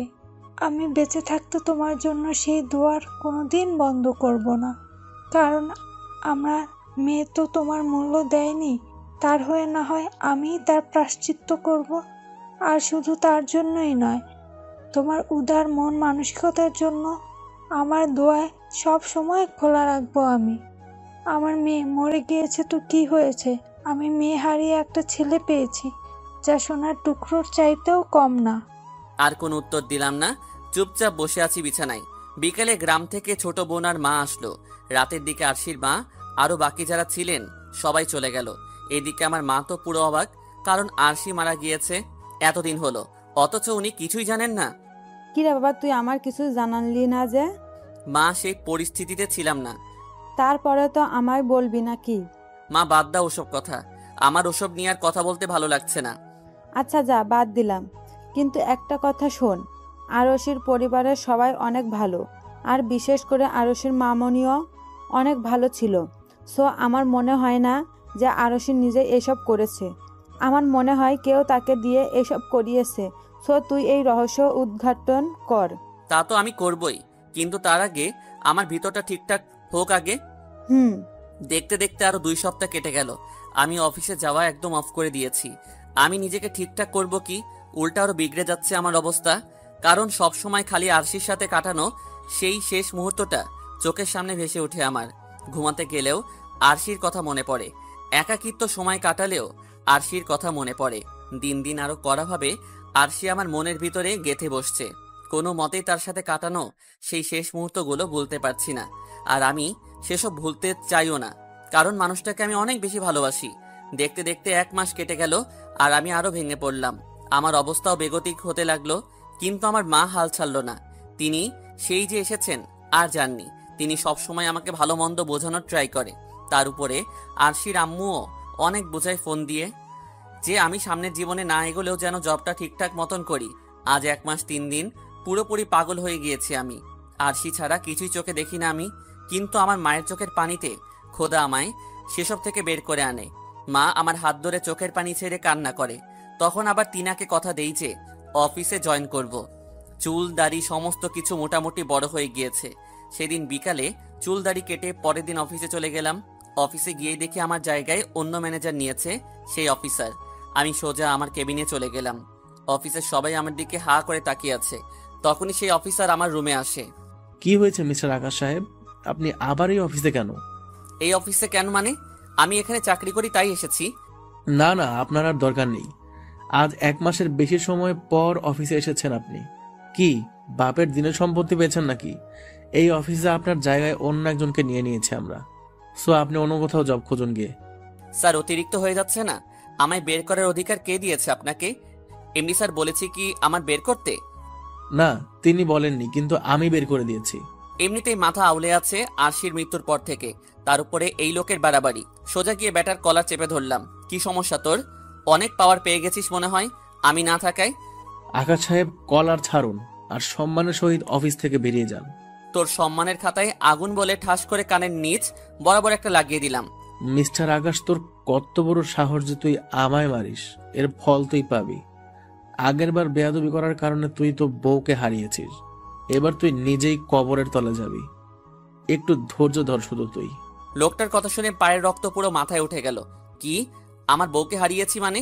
তার মানে তুই আমার আরশির সাথে কিছু করেছিস? লোকটা আকাশের কথার কোনো উত্তর না দিয়ে জোরে জোরে অট্ট হাসি হাসছে। এদিকে আকাশের সারা শরীরে তো পুরো আগুন জ্বলছে। সে বুঝে গেছে যে আরশির মৃত্যুর পিছনে এই অফিসারের হাত রয়েছে। সে আর রাগ পুষে রাখতে না পেরে পাশে থাকা একটা কম্পিউটার উঠিয়ে নিয়ে সেই অফিসারের মাথায় বাড়ি দিয়ে বসে। এত জোরে আকাশ লোকটার মাথায় বাড়ি মারে যে কম্পিউটার ভেঙে কয়েক টুকরো হয়ে যায় আর লোকটা অজ্ঞান হয়ে মাটিতে পড়ে যায়। তখনই অফিসারের কয়েকজন কর্মচারী এসে আকাশকে ধরে সেই অফিসার থেকে দূরে সরিয়ে নিয়ে যায়। আকাশের মাথায় দাউ দাউ করে আগুন জ্বলছে। অন্যদিকে থাইল্যান্ডের একটা রেস্টুরেন্টে বসে আরশি আর অচেনা একটা লোক খাবার খাচ্ছে। লোকটা তখন আরশিকে বলে, জানু, আর কিছু অর্ডার করব? ইবনাথ প্লিজ, আমায় এসব নামে ডেকো না। আমি এখনো তোমায় সেভাবে গ্রহণ করতে পারিনি। আরে বেবি, তুমি এত সংকোচ করছো কেন? এখন গ্রহণ করতে পারোনি তো কি হয়েছে? পরে তো ঠিকই আমায় গ্রহণ করবে। আর তাছাড়া এখন থেকে তোমায় এসব নামে ডাকার অভ্যাস করছি। এতে করে দুজনেরই লাভ রয়েছে। আমার লাভ হচ্ছে পরে তোমায় ভালোবেসে এসব নাম ধরে ডাকতে সংকোচ লাগবে না, আর তোমার লাভ হচ্ছে তুমি তাড়াতাড়ি আমার উপরে ফোকাস করতে পারবে। ইবনাথ প্লিজ স্টপ, আমার এই সমস্ত কথাবার্তা ভালো লাগছে না। প্লিজ তুমি আমায় প্রেশার দিয়ে এত তাড়াতাড়ি মানুষটার স্মৃতি ভোলাতে জোর করেও না। কিছুটা সময় পোয়ালে আপনা আপনি মানুষটা আমার মন থেকে মুছে যাবে। আচ্ছা ঠিক আছে, যাও। আমি তোমায় আর মানসিকভাবে তাড়না বা ফোর্স করবো না। তোমার যখন সময় হবে তুমি তখন এই আমায় আপন করে নিও। আর এবার বলো যে আরো কিছু অর্ডার করবো কিনা। না, আমার আর কিচ্ছু লাগবে না। আমার এই সমস্ত খাবারগুলো তুমি একাই খেয়ে নাও। আমি ফ্ল্যাটে চলে যাচ্ছি। তুমিও তোমার মন চাইলে চলে যেও বাসায়। পরে আমি তোমার সাথে ফোনে কথা বলে নিব। আরে আরশি, কি হয়েছে তোমার? হঠাৎ এমন অদ্ভুত আচরণ করছো কেন? আমি তো বললাম আমি তোমায় আর জোর করব না সেসব বিষয় নিয়ে, তারপরেও কেন এমন করছো? তা না হয় করবে না, কিন্তু এখন কেন যেন আমার দম আটকে আসছে। আমার কোনো কিছুই ভালো লাগে না, তাই আমি চলে যাচ্ছি। আচ্ছা ঠিক আছে, চলো। তোমায় আমি এগিয়ে দিয়ে আসি। না, তার কোনো দরকার নেই। আমি একা একাই যেতে পারবো। চললাম আমি। আরশি হেঁটে রেস্টুরেন্টের বাইরে চলে আসে। পরে একটা গাড়ি নিয়ে তার ফ্ল্যাটে চলে যায়। আর এদিকে রাগে আকাশের সারা শরীর গিড়গিড় করে কাঁপছে। তার শরীরে রক্ত ফুটন্ত অগ্নির লাভার মতন টকবক করছে। সে পারছে না সেই অফিসারকে গিলে খেয়ে ফেলতে, কিন্তু কর্মচারীদের জন্য সে কিছু করতে পারছে না। আকাশের ভয়ঙ্কর রূপ দেখে সারা অফিস নিস্তব্ধ হয়ে যায়। কারোর মুখে কোনো কথা নেই। আর আকাশের অবর্তমানে সেই ম্যানেজার অফিসে জয়েন করেছে। সে ভয়ে অফিস থেকে পালিয়ে যায়, কারণ সে থাকলে নির্ঘাত এখন মারা পড়বে আকাশের হাতে। দীর্ঘ 2 ঘন্টা কেটে যায়, কিন্তু আকাশের রাগ ঠান্ডা হওয়ার কোনো নাম গন্ধ নিচ্ছে না। বেশ কিছু কর্মচারী নিজের কাজ ফেলে আকাশকে শান্ত করার কাজে লেগে রয়েছে। তখন তার মধ্যে থেকে একজন কর্মচারী আকাশকে বলে, স্যার, লোকটা অফিসে এসেছে শুক্র মিলে 2 সপ্তাহ হয়নি, কিন্তু এর মাঝে নিজের পাওয়ার খাটাতে শুরু করে দিয়েছে। আর আপনি অফিসে না থাকায় তো আমাদের গুণধর অফিসার সাহেব পুরো অফিসের রাজত্ব পেয়ে বসেছে, কারণ আপনি ছাড়া তিনি কাউকে পাত্তা দেয় না। পাত্তা দিতে তার বাপও দিবে। এখন তো এসে গেছি, তার কেয়ামত ছুটিয়ে দিব একেবারে। স্যার, আপনি ফিরে আসায় আমরা জীবন ফিরে পেয়েছি। সত্যি বলতে ভিতরে ভিতরে সবাই অনেক খুশি, কারণ আকাশ এমন একটা মানুষ যার ভিতরে কোনো গরিমা নেই। সে পুরো অফিসের ভালো মন্দের দেখাশুনো করে, অথচ সে কখনো কোনো কর্মচারীর সাথে বড় গলায় বা চেঁচিয়ে কথা বলেনি। যেখানে সে চাইলে কর্মচারীর সাথে যেমন তেমনভাবে ব্যবহার করতে পারে, যেখানে সে চাইলে কর্মচারীকে চাকরি থেকে বের করে দিতে পারে, কিন্তু সে কখনোই কোনো কর্মচারীর মনে আঘাত দেয়নি। তাই সবাই তাকে এতটা ভালোবাসে। লতিফ ভাই, একটু বাইরে গিয়ে দেখে আসুন তো জানোয়ারটা এখন অফিসে কিনা। ও এখন অফিসে থাকলে কিন্তু ওর কেয়ামত ঘটিয়ে দিব আমি। স্যার, তিনাকে হসপিটালে নিয়ে যাওয়া হয়েছে। যাক, বেঁচে গেছে তাহলে আমার হাত থেকে। কিন্তু তাকে আমি এত সহজে ছাড়ছি না, কারণ তার কাছে কিছু প্রশ্নের উত্তর আছে আমার। আকাশের কথা শুনে লতিফ নামের সেই কর্মচারী আকাশকে বলে, স্যার, আপনি আজ বাসায় চলে যান, এদিকটা আমরা দেখে নিব। সমস্ত কাজ আমরা নিজ দায়িত্ব করব, কিন্তু আপনি বাসায় গিয়ে বাসার মানুষের সাথে কিছুটা সময় কাটান, হয়তো আপনার রাগ কিছুটা কমে যাবে। লতিফ ভাই, বাসায় আমি যাব, কিন্তু এই রাগ কখনো কমবে না। আর আমি ইচ্ছা করে কখনোই এই রাগ দমাবো না, কারণ আমার আরশির মৃত্যুর সাথে এই জানোয়ারের কোনো না কোনো হাত রয়েছে। স্যার, তাহলে কোনোভাবেই ওনাকে রেহাই দেয়া চলবে না। সে তো আমি দিবই না, বেটা হসপিটাল থেকে সুস্থ হয়ে ফিরে আসুক একবার, আবার তাকে মেরে হসপিটাল পাঠাবো। আচ্ছা, এবার সবাই এই সমস্ত কিছু ছাড়ুন, আমি বাসায় যাচ্ছি। আপনারা সবাই নিজ দায়িত্ব কাজ করবেন, আর আধা বেলা অফিস খোলা থাকবে আজকে, তারপর সবার ছুটি। আমি দারোয়ানকে বলে দিয়ে যাব, সে যেন দুপুরে অফিস পুরো আটকে দেয়। ঠিক আছে স্যার। তারপর বাসায় চলে আসলাম, কিন্তু আমার মাথা থেকে কোনোভাবেই সেই অফিসারের কথাটা সরছে না যে আগেরবার বেয়াদবি করায় বউকে হারিয়েছিস, মানে আরশিকে হারিয়েছি। না, এর রহস্য আমি খুঁজে বের করবই, দরকার হয় এই লোকের প্রাণ নিব, তাও তার মুখ থেকে সত্যিটা আমি বের করেই ছাড়বো। বাসায় আসতেই মা আমার চেহারার অবস্থা দেখে বলতে লাগলো, কি রে বাবা, কি হয়েছে তোর? তোর চেহারা এমন 12টা বেজে আছে কেন? কার উপরে রাগ হয়ে আছিস তুই? আরে মা বলো না, আমার অফিসে যেই অফিসারটা আছে তার সাথে। কি বলিস? তার এত সাহস আসলো কোথা থেকে যে সে তোর সাথে বাড়াবাড়ি করে? তুই তো চাইলেই তাকে অফিস থেকে বের করে দিতে পারিস, তাহলে বাড়াবাড়ি করে কিভাবে? আর বাড়াবাড়ি করার কারণটা কি? মা আমি না থাকায় সে আমার জায়গায় অন্য একজন ম্যানেজার নিয়েছে, তাই আজ অফিসে গিয়ে রেগে গিয়েছি। কিন্তু সেও তর্ক শুরু করেছে, পরে এক পর্যায়ে একটা লাগিয়ে দিয়েছি, আর সে আমায় হুমকি দেয় আর বলে তার সাথে আগে একবার বেয়াদবি করার কারণে নাকি আমি আরশিকে হারিয়েছি। কি? তার মানে সে লোক জানে আরশির মৃত্যুর রহস্য? না হয় সে জড়িত আছে আরশির মৃত্যুর সাথে? মা, হয়তোবা আছে, তাই তো সেই কথা শুনে আরো রেগে গিয়ে কম্পিউটার তুলে তার মাথায় মেরেছি। বাবা, এসব করতে যাস না, শান্ত মাথায় কাজ নে তুই। মা, যা মাথা গরম করার তা করে ফেলেছি, সামনে আর করব না। ভালোই ভালোই সব বললে তো বললই, না হয় তাকে ছাড়বো না, আমি আবারও মেরে হসপিটাল পাঠাবো। আচ্ছা, সেসব পরে দেখা যাবে, আগে যা ফ্রেশ হয়ে নিয়ে, আমি শরবত বানিয়ে দিচ্ছি। ব্যাগ রেখে ফ্রেশ হয়ে এসে খাটের উপরে বসে আছি। মা কিছুক্ষণ পর শরবত করে এনে দিল। শরবত খেয়ে বিছানায় গা এলিয়ে দিয়ে রেস্ট করছি। দেখতে দেখতে কয়েকটা দিন কেটে গেল। আমি ঠিকঠাক মতন অফিস করতে লাগলাম, কিন্তু সেই অফিসার এখনো অফিসে আসেনি, কারণ মাথায় কড়াভাবে লেগেছে তার। দেখতে দেখতে আরো 10 দিন কেটে গেল। সেই অফিসার সুস্থ হয়ে অফিসে আসে। সে অফিসে এসেই নিজের কেবিনে চলে যায়, কিন্তু সে আমার সামনে আসে না, কারণ সে বুঝে গেছে আমি কোন জলের মাছ। তার মাঝে সেই ছটফটানি ভাবটাও আর নেই। আগে যেমন এসে পাওয়ার খাটানোর চেষ্টা করত, কিন্তু এখন আর সেসব করে না। কেবিনে এসে চুপচাপ বসে বসে অফিস করে পরে বাড়ি চলে যায়। কিন্তু আমি তার চাল চলন দেখে বুঝে নিয়েছি যে সে আমার থেকে পালিয়ে পালিয়ে চলাফেরা করছে। আমিও তাকে আর কিছু বলি না, কারণ আমার এখনো সেই সময়টা আসেনি। আরো কয়েকটা দিন যাক, পরে ধরবো তাকে। এভাবে আরো কয়েকটা দিন কাটে। পরে একদিন তার কেবিনে গিয়ে ভিতর থেকে দরজা আটকে দিলাম। সে তো আমার এমন আচরণ দেখে ভয় শেষ। সে ভয়ে কাঁপতে কাঁপতে বলে, ভাই আপনি হঠাৎ আমার কেবিনে? আমি তো আর কিছু করিনি ভাই, আমি তো এখন আপনার পিছনেও লাগি না, কারণ আপনার রাগ সম্পর্কে আমার ধারণা হয়ে গিয়েছে। সেসব ঠিক আছে, তোর এমন পরিবর্তনের জন্যই এখন আর কিছু বলছি না, না হয় আবারও এসে তোকে কেলাতাম। আচ্ছা এখন এসব বাদ দে, আগে আমার সেই কথাটার উত্তর দে। সেদিন তুই বলেছিলি যে আমার বেয়াদবি করার কারণে আমি আমার আশিকে হারিয়েছি, সেই কথাটা মনে আছে কি? সেই কথাটার মানে কি? ভাই সেসব আমি এমনিই বলেছি। দেখ মাথা খারাপ করিস না, এবার কিন্তু মাথার উপরে তুলে আছাড় মারবো। ভাই সত্যি বিশ্বাস করেন, আমি সেই কথাগুলো এমনিই বলেছিলাম। আরশি ম্যামের মৃত্যুর সাথে আমার কোনো সম্পর্ক নেই।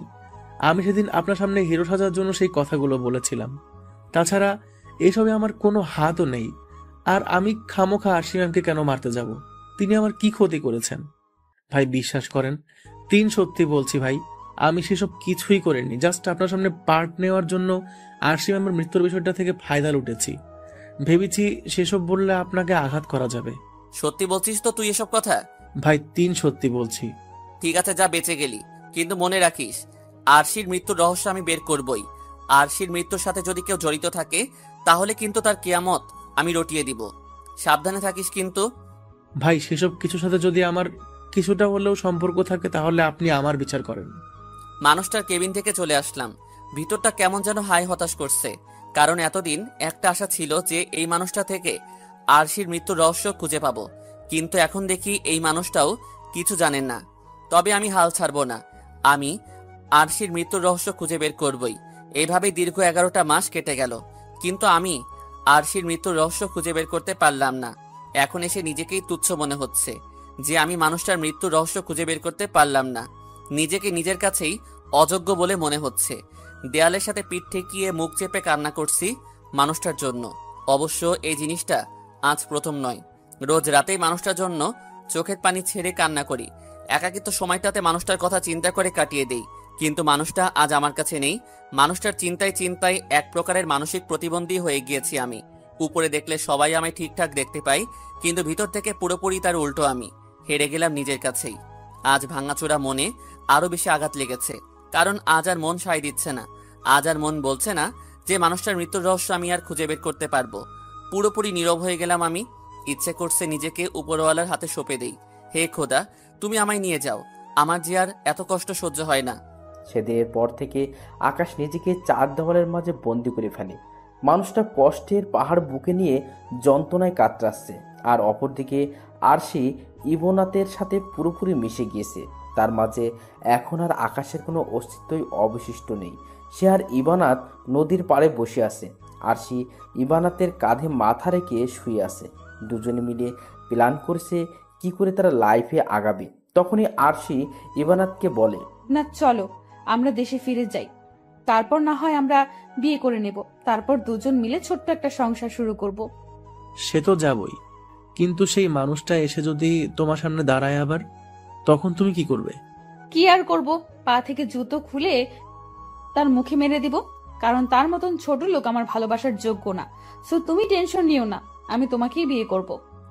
তাহলে ঠিক আছে, চলো আগামী পরশু আমরা দেশের জন্য রওনা হব। ঠিক আছে। আরশি আর সেই ইবানাত নামের ছেলেটা দেশে আসার প্ল্যান সাজিয়ে ফেলে। এদিকে রাতের বেলায় আকাশের কাছে একটা ফোন আসে। কে আপনি? আকাশ, তুই আমায় ভুলে গেছিস? আসলে আমার মনে পড়ছে না, কারণ আমার ভিতরটা অনেক দুর্বল হয়ে গিয়েছে। স্মৃতিশক্তিও কেমন যেন লোপ পাচ্ছে। আগের মতন সবকিছু মাথায় রাখতে পারি না এখন। আমি রাফি, যে তোর ক্লাসমেট ছিলাম। তোর সাথে আমার কত ঘনিষ্ঠ বন্ধুত্ব ছিল।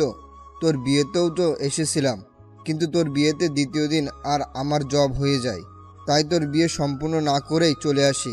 পরে এত পরিমাণ বিজি হয়ে পড়ি চাকরি জীবনে যে তোর সাথে, কিন্তু অবশ্যই মাঝে বেশ কয়েকবার ফোন দিয়েছিলাম, বাট তোর সেই নাম্বার বন্ধ দেখিয়েছে।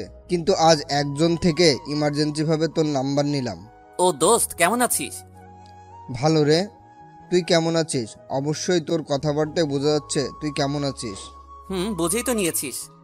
আচ্ছা শোন, তোকে কিছু বলার আছে। দোস্ত, তোর সমস্ত কিছুই আমি শুনেছি, যে আয়ুষী সুইসাইড করেছে, কিন্তু আমি এই সাতার মাথার চাকরির জন্য আসতে পারিনি। আর তুই ভালো করে জানিস আমার চাকরিটা কেমন। এয়ারপোর্টে জব করি, বেশিরভাগ সময় ওখানেই থাকতে হয়। ঈদে চাঁদের মাঝে মধ্যে বাড়ি গেলে যাই। আচ্ছা শোন, যেটার জন্য এত জরুরি তলব। বল, কি বলবি? দোস্ত, আমি একটু আগে আয়ুষী ভাবির মতো কাউকে দেখলাম অন্য একটা লোকের সাথে। আমি জাস্টিফাই করেছি তাদের, তারা দুজন থাইল্যান্ড থেকে এসেছে। কি সব বলছিস তুই? সে তো মারা গিয়েছে। তাহলে কিভাবে কি?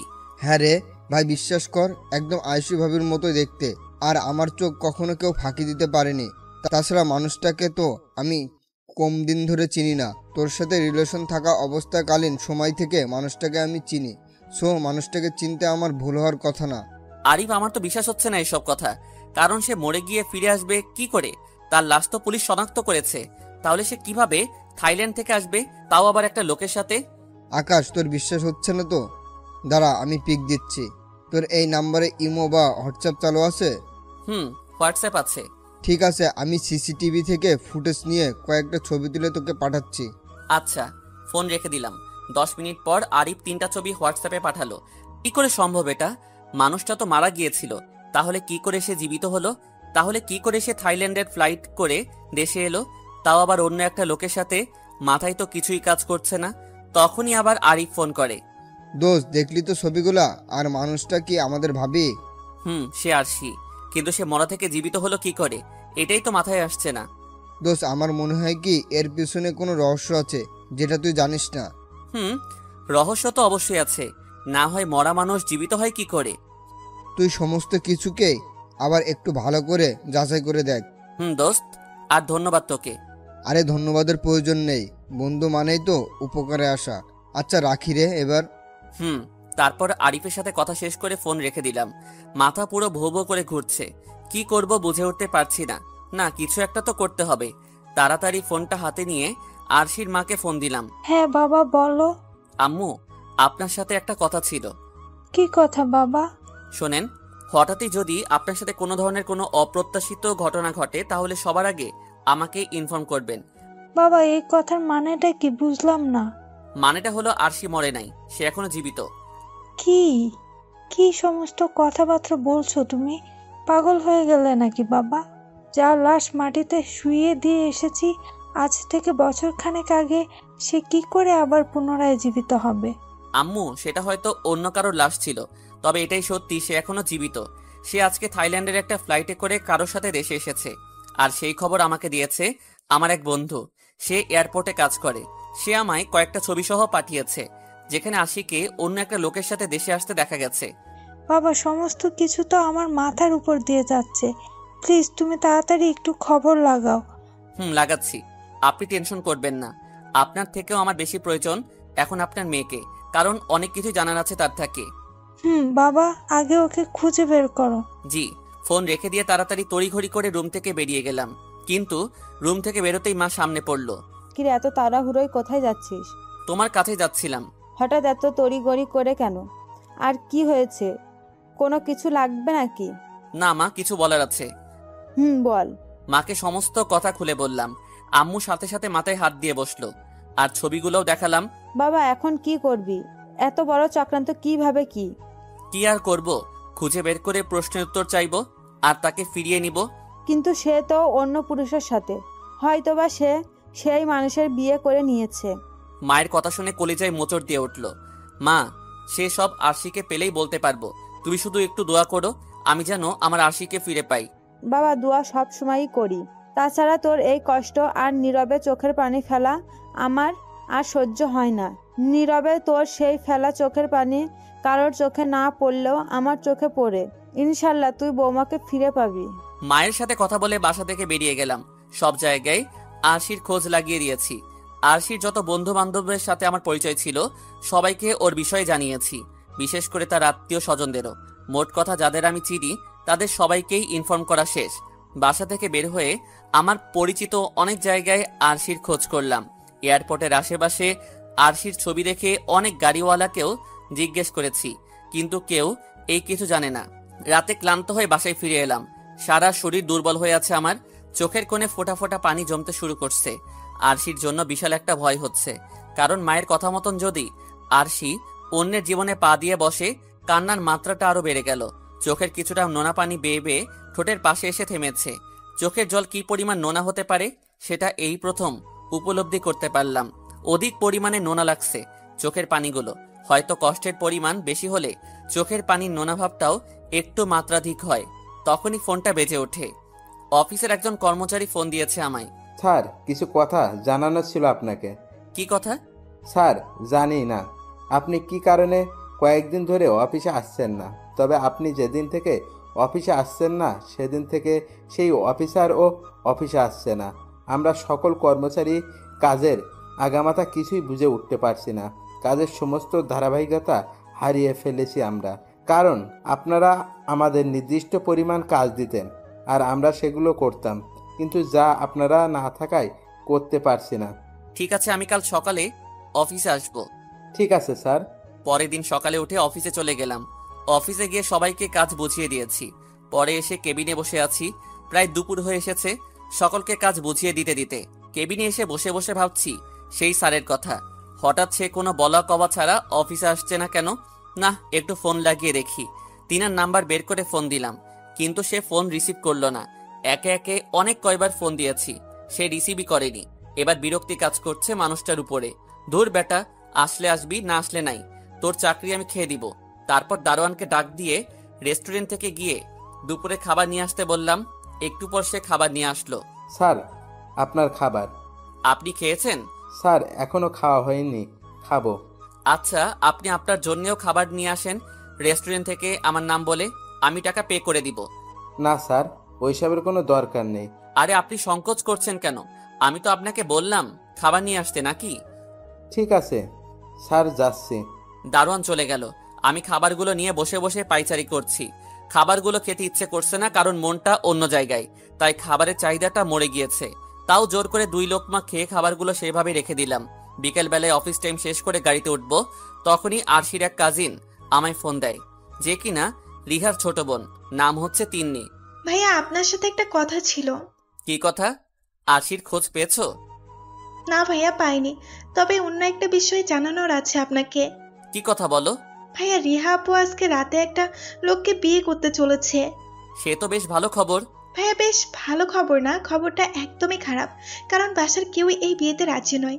আপু তাও তাকেই বিয়ে করতে চলেছে, কিন্তু বাসার মানুষ রাজি না থাকায় সে বাসা থেকে বেরিয়ে গেছে। আমি শুনতে পেয়েছি সে নাকি তার কিছু বন্ধু বান্ধবের সাহায্যে বিয়েটা করবে। তার বন্ধু বান্ধবরা তাকে সেই মানুষটার সাথে বিয়ে দেওয়ার জন্য ব্যাপক আয়োজনও করেছে, কিন্তু আমাদের কারোর এই মতামত নেই এই বিয়ের প্রতি। তাছাড়া আপু যাকে বিয়ে করতে চাচ্ছে তাকে তো দেখে আমার একদমই পছন্দ হয়নি। আচ্ছা, তোমার আপু যাকে বিয়ে করতে চাইছে তার কোনো পিক আছে? আছে, আমি আপনাকে দিচ্ছি। ঠিক আছে, দাও। আর সে যখন জোরপূর্বক চাইছে তাহলে তোমরা তাকে বাধা দিও না, বিশেষ করে তুমি, কারণ তুমি ছোট মানুষ। বাধা দিতে গিয়ে পরে খারাপ হয়ে যাবে। আচ্ছা ভাইয়া। ঠিক আছে, তুমি সেই মানুষটার ছবি আমার হোয়াটসঅ্যাপে দাও। তারপর ফোন রেখে দিয়ে গাড়ি ড্রাইভ করছি। তিন্নি ছবি সেন্ড করে দিয়েছে আমার কাছে। গাড়িটা একটু সাইড করে ছবিটা দেখতে লাগলাম। তখনই দেখি সেই মানুষটার কেউ না, সেই মানুষটা হলো আমার অফিসের সেই অফিসার। মানুষটাকে দেখে মাথা তো পুরো নড়ে উঠল। কি করে সম্ভব এটা? রিহার সাথে আমার সেই অফিসারের সম্পর্ক কি করে? না, আজকে তাদের বিয়েতে যেতে হবে। তিন্নিকে আবার ফোন করে কিছু তথ্য নিলাম। তারপর বাসায় এসে পড়লাম। রাতের বেলায় রেডি হয়ে রিহার বিয়েতে চলে আসলাম, যেখানে যেতেই দেখি একটা বাড়ির ছাদে আয়োজন করা হয়েছে বিয়ের। বাহ, মাশাল্লাহ, বেশ ভালোভাবেই তো আয়োজন করেছে রিহার বন্ধু বান্ধবরা বিয়ের। তাছাড়া মোটামুটি অনেক মানুষজনই তো এসেছে। আমি আর কোনো কিছু না ভেবে বাড়ির সিঁড়ি বেয়ে উপরে উঠতে লাগলাম। অন্যমনস্ক হয়ে সিঁড়ি বেয়ে বেয়ে উপরে উঠছিলাম, কিন্তু হঠাৎই কারোর সাথে ধাক্কা খেয়ে সিঁড়ির এক পাশে পড়ে গেলাম।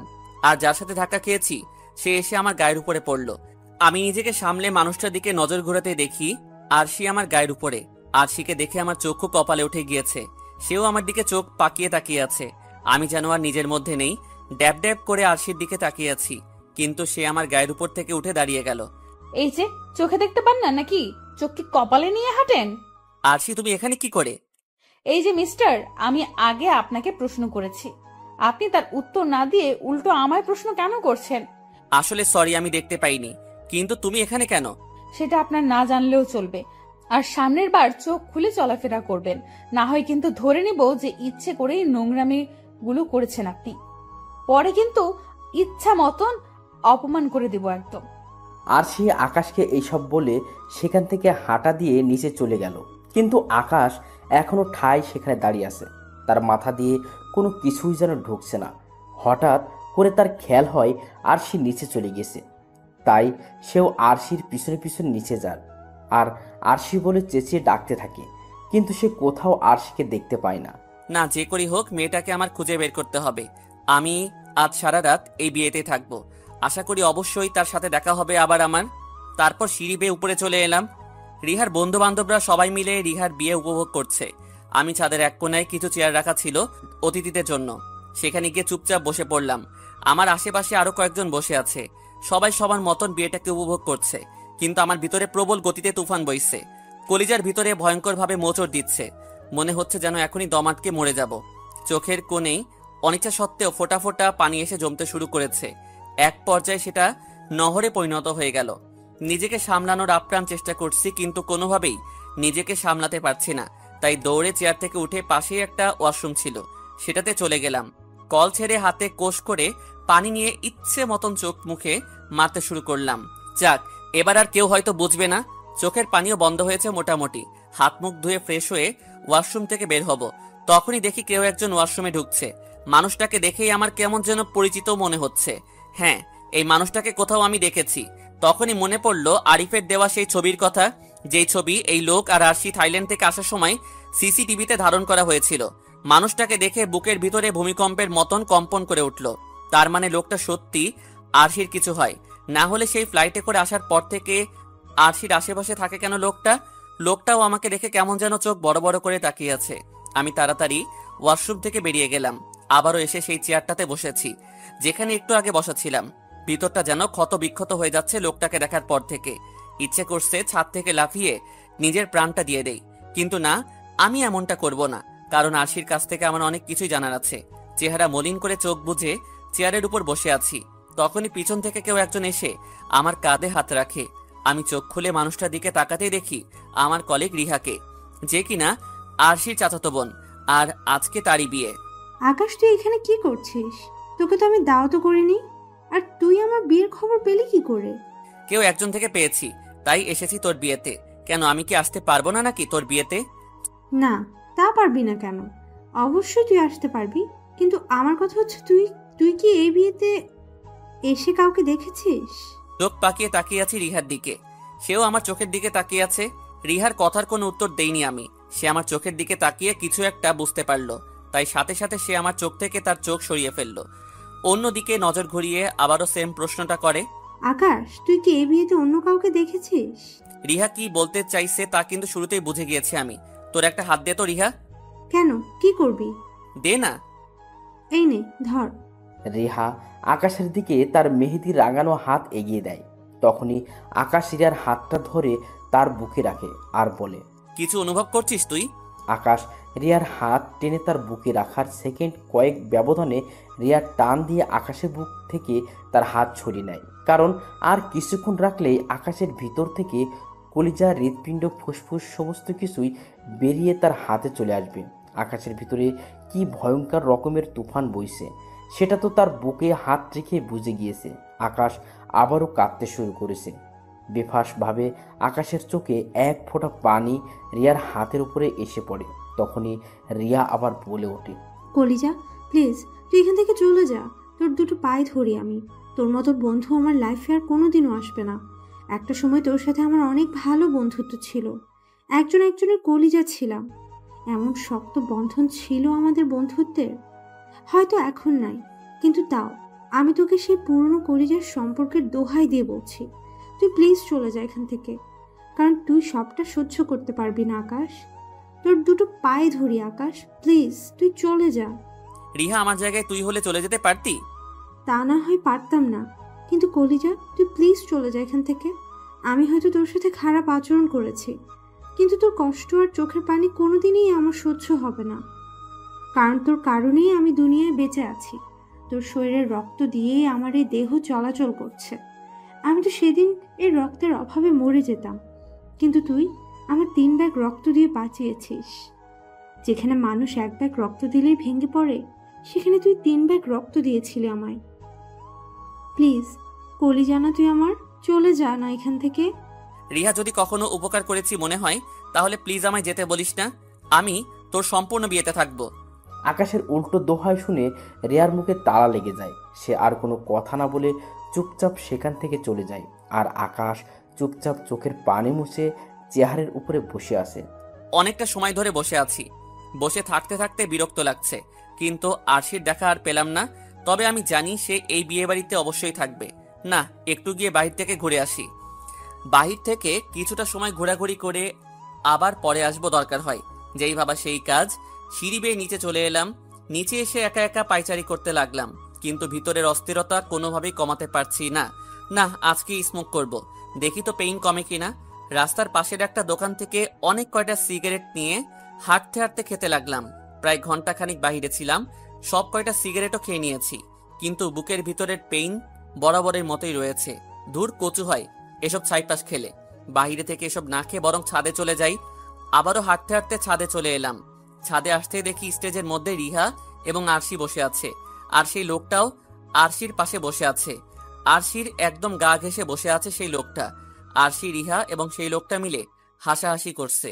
আরশির পাশে অন্য কাউকে দেখে কোনোভাবেই মনকে সান্ত্বনা দিতে পারছি না। আরো উতাল পাতাল শুরু করেছে ভিতরটা। আরশির দিকে এক নজরে তাকিয়ে আছি, আর তখনই রিহার এক বন্ধু স্টেজে গিয়ে স্পিকার হাতে নিয়ে বলে ওঠে, এই যে সম্মানিত অতিথিরা, আপনাদের জন্য একটা গুড নিউজ আছে। আগামী পরশু এই একই স্থানে আরেকটা বিয়ে হবে।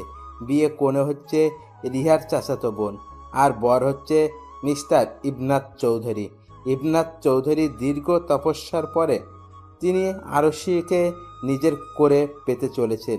সো সবাই আবার আগামী পরশু ঠিক একই জায়গায় চলে আসবেন। এদিকে মাইকে এমন অ্যানাউন্সমেন্ট শুনে আকাশের বুকের ভিতরে যেন রক্তক্ষরণ হচ্ছে। সে আর টিকতে না পেরে সোজা স্টেজে গিয়ে আরশির হাত চেপে ধরে আর বলে, আরশি, কি কারণে তুমি এমন করছো আমার সাথে? আকাশের এমন আচরণে সবাই চমকে ওঠে, কিন্তু আরশি প্রচুর রেগে যায়। এই ছোট লোক, হাত ছাড় তুই। আরশি আমার দোষটা কি সেটা তো বলবে তুমি। তোর কোনো দোষ নেই, দোষ হলো আমার, যে আমি তোর মতন একটা ছোট লোককে ভালোবেসে বিয়ে করেছিলাম। এই যে দেখেছিস শিবনাথ, সে আমাকে অনেক আগে থেকেই ভালোবাসে, কিন্তু তাও আমি ভালোবেসে তোকে বিয়ে করেছি, কিন্তু তুই আমার জীবনটাকে নরক বানিয়ে দিয়েছিস পুরো। আরশি কি করেছি বলবে তো তুমি? আমার দোষটা কোথায়? তোর দোষ হলো তুই একটা ছোট লোক, তোর দোষ হলো তুই একটা দুশ্চরিত্র লোক, যা আমি আগে জানতাম না। আমি তোর দুশ্চরিত্র সম্পর্কে না জেনে তোকে বিয়ে করে নিয়েছিলাম, কিন্তু পরবর্তীতে তোর সেই দুশ্চরিত্র সামনে আসে। শুধু তোর কারণে এই ইবনাথকে কষ্ট দিয়েছি আমি। সেই আমায় বহুকাল আগে থেকেই পাগলের মতো ভালোবাসে, তোর থেকেও ভালো পজিশন ছিল তার, কিন্তু আমি তোর পজিশন না দেখে তোকে বিয়ে করে নিয়েছি। যেখানে তুই একটা সাধারণ কোম্পানির ম্যানেজার, সেখানে সে একটা কোম্পানির মালিক, কিন্তু আমি তোর ভালোবাসায় তাকে ছোট করে মেপেছি। পরিশেষে সে আমায় না পেয়ে দেশ ছেড়ে চলে যায়। তার ভালোবাসা বুঝতে পেরে আমার অনেকটা সময় লেগে গিয়েছে। কি আছে ছোট লোক তোর? তুই তো ইবনাতের পায়ের সমানও না, কিন্তু তোর থেকে তার অবস্থান অনেক বড় হওয়ার পরেও তোকে আমি ভালোবেসে বিয়ে করেছি, কিন্তু তুই শেষমেশ কি করলি? আমার বোনের সাথে এই নোংরামি করার খেয়াল মাথায় আনলি। বিয়ে শুরুতে তো ভালোই ছিলি, কিন্তু পরে এসে যখন সময় দিস না তখন খারাপ লাগতো আমার, তাই তোর থেকে একটু দূরত্ব করে নিয়েছিলাম অভিমান করে, কিন্তু তুই সেটাকে অন্যভাবে কাজে লাগালি। তুই আমায় ছেড়ে আমার বোনের সাথে নোংরামো করতে চাইলি। ভাগ্যিস সে তোর হাত থেকে বেঁচে গিয়েছে কোনো না কোনো ভাবে। তখনই আমার বুঝে আসে তুই কেন তুই আমার থেকে তখন দূরে দূরে থাকতি। তুই যদি আমার আপন চাচাতো বোনের সাথে নোংরামি করার মতন খেয়াল মাথায় আনতে পারিস, তাহলে বাইরের কত মেয়ের সাথে বিছানায় যেতে পারিস তা আমার বোঝা হয়ে গিয়েছিল। তাই তোর থেকে একদম দূরে সরে গিয়েছি মৃত্যুর বাহানা করে। তাই তোর থেকে পালিয়ে ইবনাতের কাছে চলে গিয়েছি। শুরুতে তাকেও মানতে কষ্ট হয় আমার, কিন্তু সে আমায় ভালোবাসা দিয়ে তোর সমস্ত স্মৃতি ভুলিয়ে দিয়েছে। সো এখন দূরে গিয়ে মর তুই, আর আমার হাত ছাড়। আরশি তোমার কথা ভুল হচ্ছে, আমি ওসব করিনি। এই দুশ্চরিত্র লোক, একদম ধোয়া তুলসী পাতা সাজতে আসবি না। সোজা আমার চোখের সামনে থেকে দূর হ তুই। আরশি বিশ্বাস করো, আমি ওসব করিনি। সত্যি তোমার কথা ভুল হচ্ছে। এই রিহা, তুই একটু ওকে বুঝিয়ে বল না প্লিজ। রিহা চুপচাপ মাথা নিচের দিক করে রাখে, কিন্তু আরশি রেগে গিয়ে সকলের সামনে পা থেকে জুতো খুলে আকাশের গালে মেরে দেয়। কুকুরের বাচ্চা, এটারই যোগ্য তুই। তোর কারণে আজ আমার পরিবার হারিয়েছি, কারণ তোকে ভালোবেসে পরিবারের দেখা ছেলেকে রিজেক্ট করেছিলাম, কিন্তু তোর এই নোংরা মন মানসিকতা সম্পর্কে জানার পর পরিবারের সামনে মুখ দেখানোর মতো সাহস করতে পারিনি। তাই এমন প্ল্যান করে তোর থেকে পরিবার থেকে চিরতরে দূরে সরে গিয়েছি। আরশি আমায় জুতো দিয়ে ইচ্ছে মতন মারো, সমস্যা নেই, কিন্তু বিশ্বাস করো সেসব আমি করিনি। প্লিজ তুমি আমায় ছেড়ে ওই লোককে বিয়ে করিও না। আরশি আমি তোমায় ছাড়া থাকতে পারবো না। আরশি আমি তোমায় অন্য লোকের হতে দেখতে পারবো না। প্লিজ তুমি আমায় ফিরিয়ে দিও না। দরকার হয় আমি তোমার পায়ের সামনে কুকুরের মতন পড়ে থাকবো। তুমি আসতে যেতে আমার শরীরে তোমার পা দিয়ে আঘাত করো, তাও প্লিজ আমায় ছেড়ে অন্য কাউকে বিয়ে করিও না তুমি। প্লিজ আরশি, আমায় এত বড় শাস্তিটা দিও না। আমি তোমায় ছাড়া বাঁচতে পারবো না আরশি। এই ছোট লোক, দেখ একদম রাগ উঠে যাচ্ছে কিন্তু আমার। তুই আমার হাত ছাড়। তোর ওই নোংরা হাত দিয়ে একদম আমার শরীর স্পর্শ করবি না তুই। আরশি, তুমি আমায় ফিরিয়ে না নেওয়া পর্যন্ত তোমার হাত আমি ছাড়বো না। তুই ছাড়বি তো তোর 14 গোষ্ঠী ছাড়বে। আরশি আবার সেই জুতো দিয়ে আকাশের গালে বেশ কয়েকটা বাড়ি লাগিয়ে দেয়, কিন্তু আকাশ তার হাত ছাড়ে না। সে ফুপিয়ে কান্না করতে থাকে আরশির আচরণে। ঠিক সেই সময় ইবানত নামক লোকটা এসে আকাশের কোমরে একটা লাথি দিয়ে বসে, আর আকাশ আরশির হাত ছেড়ে সাথে সাথে মাগো বলে চিৎকার দিয়ে মাটিতে বসে পড়ে। কত বড় বেয়াদব ছেলে তুই, যে আমার ভবিষ্যৎ স্ত্রীর গায়ে তুই হাত তুলতে পারিস? আকাশ কোনো উত্তর দেয় না লোকটার কথায়, তবে সে আরশির কাছে কান্না করতে করতে একটা কথা বলে। আরশি, তোমায় ছাড়া আমি মরে যাব। বিশ্বাস করো, মরে যাব আমি। তুই মরে গেলে মরে যা। তোর মতো নোংরা মানুষ দুনিয়ার জন্য একটা বোঝা। সো মরে যা তুই। তোর জন্য বিন্দু পরিমাণও কষ্ট হবে না আমার। আকাশ আরশির এমন শক্ত কথা শুনে কান্না করতে করতে কোনোভাবে মাটিতে থেকে উঠতে দাঁড়ায়। তার কোমরে খুব জোর লেগেছে। তারপর ধীরে ধীরে হাঁটতে হাঁটতে বিয়ে বাড়ি ত্যাগ করে। রাত বাজে 1টা। সে বাসায় এসে পৌঁছইছে। তার চোখে মুখে পানি। তার মা ঘুমিয়ে গেছে। সে বাসায় এসে কলিং বেল চাপায়। তার ছোট বোন সে দরজা খুলে দেয়। কিন্তু তার ছোট বোন তার চেহারার এমন বিভৎস অবস্থা দেখে বলে ওঠে, ভাইয়া কি হয়েছে তোমার?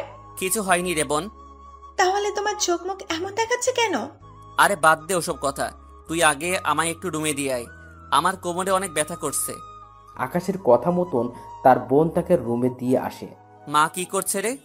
মা তো ঘুমিয়ে গেছে সেই কবে। আমি না তোমার আসার জন্য জেগে আছি।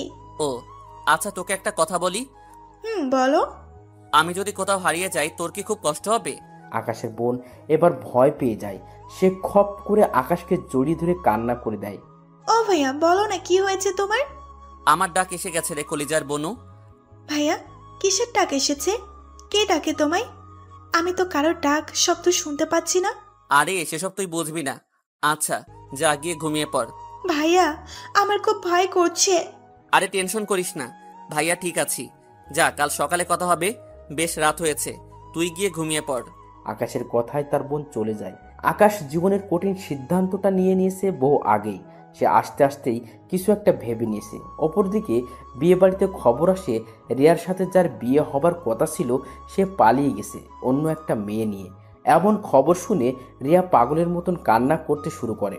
তার যেন এখন পুরো দুনিয়াটাই থমকে গিয়েছে। তার বাঁচা মরা সমস্ত কিছুই সেই লোকটার হাতে ছিল। আর সে তাকে সান্ত্বনা দেওয়ার চেষ্টা করেছে, কিন্তু রিয়ার কান্না যেন কোনো মতেই থামছে না। সে কান্না করতে করতে তার বন্ধুর বাড়িতেই ঘুমিয়ে পড়ে। এদিকে আকাশ মুখ চেপে ধরে কান্না করছে। আরশির তখনকার কথাগুলো শুনে তার ভিতরটা পুরো ক্ষত বিক্ষত হয়ে গেছে। তার নিঃশ্বাস ও ভারী হয়ে আসছে। সে ঠিকভাবে নিঃশ্বাসও নিতে পারছে না, এতটা কষ্ট হচ্ছে তার। না, আমার কিছু একটা করতে হবে। এত কষ্ট বহন করে হয়তো মরে যাব আমি, কিন্তু সেইটুকু সময়ও আমার সহ্য হচ্ছে না। কারণ এত পরিমাণ যন্ত্রণা বুকে পুষে নিয়ে বাঁচা যায় না। বহুকাল আগে দেখা সেই স্বপ্নটাকেই আজ সত্যি করে দিব। কপালে যেহেতু লেখা আছে কাফনের সেই সাদা কাপড়, তাহলে ভুড়ি ভুড়ি যন্ত্রণা বুকে নিয়ে খামোখা বেঁচে থেকে কেন নিব ফাপড়? এর থেকে ভালো নিজের অস্থি ভাসিয়ে দেই নদীর স্রোতের ভেলায়। ভুল ভেঙে গেলে খুঁজে নিও তুমি আমায় কোনো এক হারিয়ে যাওয়া রঙের মেলায়। হয়তো সেদিন তুমি আমায় অশ্রু ভরা চোখে খুঁজবে সারাবেলা, কিন্তু তখন সময় ফুরিয়ে যাবে, বন্ধ হয়ে যাবে ফিরে আসার সমস্ত লীলা খেলা।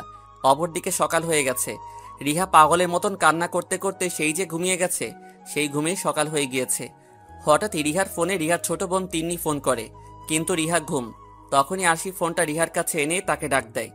আরশিও এই রুমে ঘুমিয়েছে, কিন্তু সকাল হতেই সে ঘুম থেকে উঠে গিয়েছে। এই রিহা আপু, ওঠ না, তোর ছোট বোন তোকে ফোন দিয়েছে, নে ওঠ, কথা বল। রিয়া চোখ কসলাতে কসলাতে ঘুম থেকে উঠে আরশির হাত থেকে ফোনটা নেয়। আছি জাহান্নামের চৌরাস্তায়, তোরা তো দরকার কেন? আপু প্লিজ এভাবে বলিস না। আচ্ছা যা, তুই কোথায় আছিস সেটা বলতে হবে না, কিন্তু তুই যেখানেই আছিস তাড়াতাড়ি আকাশ ভাইয়ের বাসায় চলে আয়। অনেক ভয়ঙ্কর একটা ঘটনা ঘটে গেছে এখানে। মানে কি তিন্নি, কি ভয়ঙ্কর ঘটনা ঘটেছে? আকাশ ভাই সুইসাইড করেছে। তাকে সবাই ধরাধরি করে হসপিটাল নিয়ে গেছে, কিন্তু সবাই বলছে তিনি আর নিঃশ্বাস চলছে না, হয়তো তিনি আর বেঁচে নেই। অনেক ভয়ঙ্কর স্টেপ নিয়েছে ভাইয়া, তুই তাড়াতাড়ি আকাশ ভাইয়ের বাসায় আয়। কি কি বলিস তুই এসব? সে কি করেছে? সে ছুরি দিয়ে শুরুতে নিজের পেটের মধ্যে অনেক কয়বার আঘাত করেছে, পরে ফ্যানের সাথে দড়ি বেঁধে সেটাতে নিজের শরীরটাকে ঝুলিয়ে দিয়েছে, কিন্তু ভাগ্যক্রমে সেই ফ্যানটা ঝুলে নিচে পড়ে গিয়েছে। সকালবেলা যখন ভাইয়ার আম্মু রুমে আসে তখন এসে দেখে ভাইয়া মাটির উপরে পড়ে আছে, আর তিনার পেটের ভেতরে অনেকখানি অংশ সেই ক্ষত দিয়ে বেরিয়ে আছে। পরে তিনি চিৎকার করে আশেপাশের মানুষকে ডেকে আনে, আর পরে আমরাও খবর পেয়ে চলে এসেছি। রিয়া তিন্নির মুখে এমন কথা শুনে সজোরে চিৎকার করে ওঠে আর কান্না করতে আরম্ভ করে। রিয়ার চিৎকার শুনে আরশি অনেক ভয় পেয়ে যায়। আর সে আকাশ আর নেই, সে সুইসাইড করেছে। সে সুইসাইড করেছে তো কি হয়েছে, আরো ভালো না হয়েছে। দুনিয়ার বুক থেকে একজন কুলাঙ্গার কমে গিয়েছে। আশি তুই জানিস না তুই কি বলছিস। বিশ্বাস কর, তুই জীবনের সবচেয়ে মূল্যবান জিনিসটা হারিয়ে ফেলেছিস। যা, তুই সারা জীবন কান্না করলেও আর ফিরে পাবি না। বিশ্বাস কর, আকাশের কোনো দোষ নেই রে। মানে কি? মানেটা হলো সমস্ত দোষ আমার আর সেই মানুষটার, যে কিনা গতকাল রাতে আমার সাথে চিট করে পালিয়ে গিয়েছে অন্য মেয়ে নিয়ে। আপু কি সব বলছিস তুই এসব? হ্যাঁ রে, সত্যিই বলছি আমি। আকাশের কোনো দোষ নেই। পাগলটা তোকে অন্ধের মতন ভালোবাসতো, কিন্তু দোষটা ছিল সে আরিয়ানের। যার সাথে কিনা আজ আমার বিয়ের হওয়ার কথা। সে তোর পেছনে বহুকাল আগে থেকেই লাগে, কারণ সে নাকি তোকে একবার কোথায় যেন দেখেছে, পরে নাকি তোকে আর তার ভালো লেগে যায়, তারপর থেকে তোর পিছু নেয়। সে তোর পিছু নিতে গিয়ে যখন দেখে তুই বিবাহিত, পরে সে আমায় হাত করে, আমাকে তার প্রেমের জালে ফাঁসায়। আমি জানতাম না সে আমার সাথে নাটক করছে, তবে পরে আমি সেটা জেনে যাই। কিন্তু যখন তাকে আমি ছাড়তে পারছিলাম না, কারণ তাকে অল্প সময়ের মাঝে অনেক বেশি ভালোবেসে ফেলেছিলাম আমি, কিন্তু সে আমায় ছেড়ে চলে যেতে চায়, তখন তাকে আটকালে সে তোর কথা বলে, সে তোকে, যে তোকে তার চাই। আর আমি তখন তাকে ভালোবেসে জিম্মি হয়েছিলাম। সে আমায় বলে তুই তার না হলে কারোর হতে দিব না। আর সেই সময়টাতে নাকি আকাশ তাকে একবার থাপ্পড় মেরেছিল, তাই সে আকাশের উপরে রিভেঞ্জ উঠাবে, সে আকাশের থেকে প্রতিশোধ নিবে। পরে সে একটা প্ল্যান করে যে আকাশকে তোর কাছে খারাপ বানাবে, তাই সে আমায় বলে আকাশের সাথে জোর করে ওসব করতে, তাহলে সে আমায় বিয়ে করবে। পরে আমি তার কথা মতন আকাশকে বাড়িতে নিয়ে গিয়ে ওসব করতে চেষ্টা করি, আর ওসব করার আগে বাসায় ক্যামেরা লাগিয়ে রাখি, কিন্তু সে কোনোভাবেই ওসব করতে রাজি হয় না, বরং বন্ধুত্বের সম্পর্ক নষ্ট করে দিয়ে চলে যায় আমার অমন আচরণে। পরে তাকে জোর করে যেটুকু কাছে টেনেছি তার ভিডিও ক্লিপ আমরা তোকে দিয়েছি। পরে তুই তাকে ভুল বুঝে দূরে সরে যাস আর আমার কাছে এসে কান্না করিস। পরে আমি ইবনাদের সাথে যোগাযোগ করে তোকে ভুলভাল বুঝিয়ে তার কাছে পাঠিয়ে দেই, কারণ সে তোকে অনেক আগে থেকেই ভালোবাসে। আর তখন তাছাড়া কোনো উপায় এই ছিল না আমার কাছে, কারণ তুই দেশে থাকলে আরিয়ান আমায় কখনো বিয়ে করবে না, সে তোর পেছনেই পড়ে থাকবে। তাই তোকে বাহিরে চলে যাওয়ার প্ল্যানটা বলে বোঝাতে থাকি। তখন তোর ভেতরেও রাগ অভিমান ছিল আকাশকে নিয়ে, তাই তুই আমার কথার মতন রাজি হয়ে যেখানে চলে যাস। আর এসব বিষয়ে আরিয়ান তেমন কিছুই জানতো না। তোকে নিয়ে মৃত্যুর প্ল্যান করায় সবাই যেমনটা জেনেছে যে তুই মরে গিয়েছিস, সেও ঠিক তেমনটাই মনে করেছে। পরে আজ 1 বছর ধরে বুঝিয়ে তাকে লাইনে এনেছি বিয়ের জন্য। আর তুই যে এখনো বেঁচে আছিস বা এই বাড়িতে আছিস সে জানে না, কিন্তু তারপরেও সে আমায় ছেড়ে পালিয়ে যায়, কারণ তার চরিত্রের সমস্যা আছে। তার আগেও একটা বউ ছিল, কিন্তু সে সেটাকে ছেড়ে দিয়েছে, কিন্তু আমি তার ভালোবাসায় আটকে গিয়ে এইসব করেছি। আর তার ফলে আজ একটা মানুষের প্রাণ চলে গেল। বিশ্বাস কর আসি, আকাশের কোনো দোষ নেই রে, মানুষটা তোকে নিজের থেকেও বেশি ভালোবাসতো রে আসি। আরশি রিয়ার মুখ থেকে এই সমস্ত সত্য কথা শুনে মাথায় হাত দিয়ে ফেলে। আকাশের মতন তার ভিতরেও ভয়ঙ্কর তুফান বইতে শুরু করেছে। সেও আকাশের নাম বলে চিৎকার করে কান্না করতে শুরু করে, তার সাথে রিয়াও কাঁদছে। বোন, আমায় মাফ করে দে রে। আমি আকাশের কাছে যাব, আমাকে আকাশের কাছে নিয়ে চল। তুই গাড়ি করে আকাশের বাড়ি চলে যা, আমি সেই বাড়িতে যেতে পারবো না। এত জঘন্য কাজ করার পর কাউকেই মুখ দেখানোর মতন অবস্থায় নেই আমি। আরশি তাড়াতাড়ি রিহার কাছ থেকে উঠে পড়ে। তারপর যখনই বাসা থেকে বের হবে তখনই ওপর পাশের একটা রুম থেকে ইবনত আসে। সেও গতকাল রাত থেকে এই বাড়িতে রয়েছে। সে এসে আরশির হাত ধরে বলে, আরশি কোথায় যাচ্ছ তুমি? আর একটু আগে তোমার চিৎকারের আওয়াজ শুনতে পেলাম আমি, কি হয়েছে তোমার?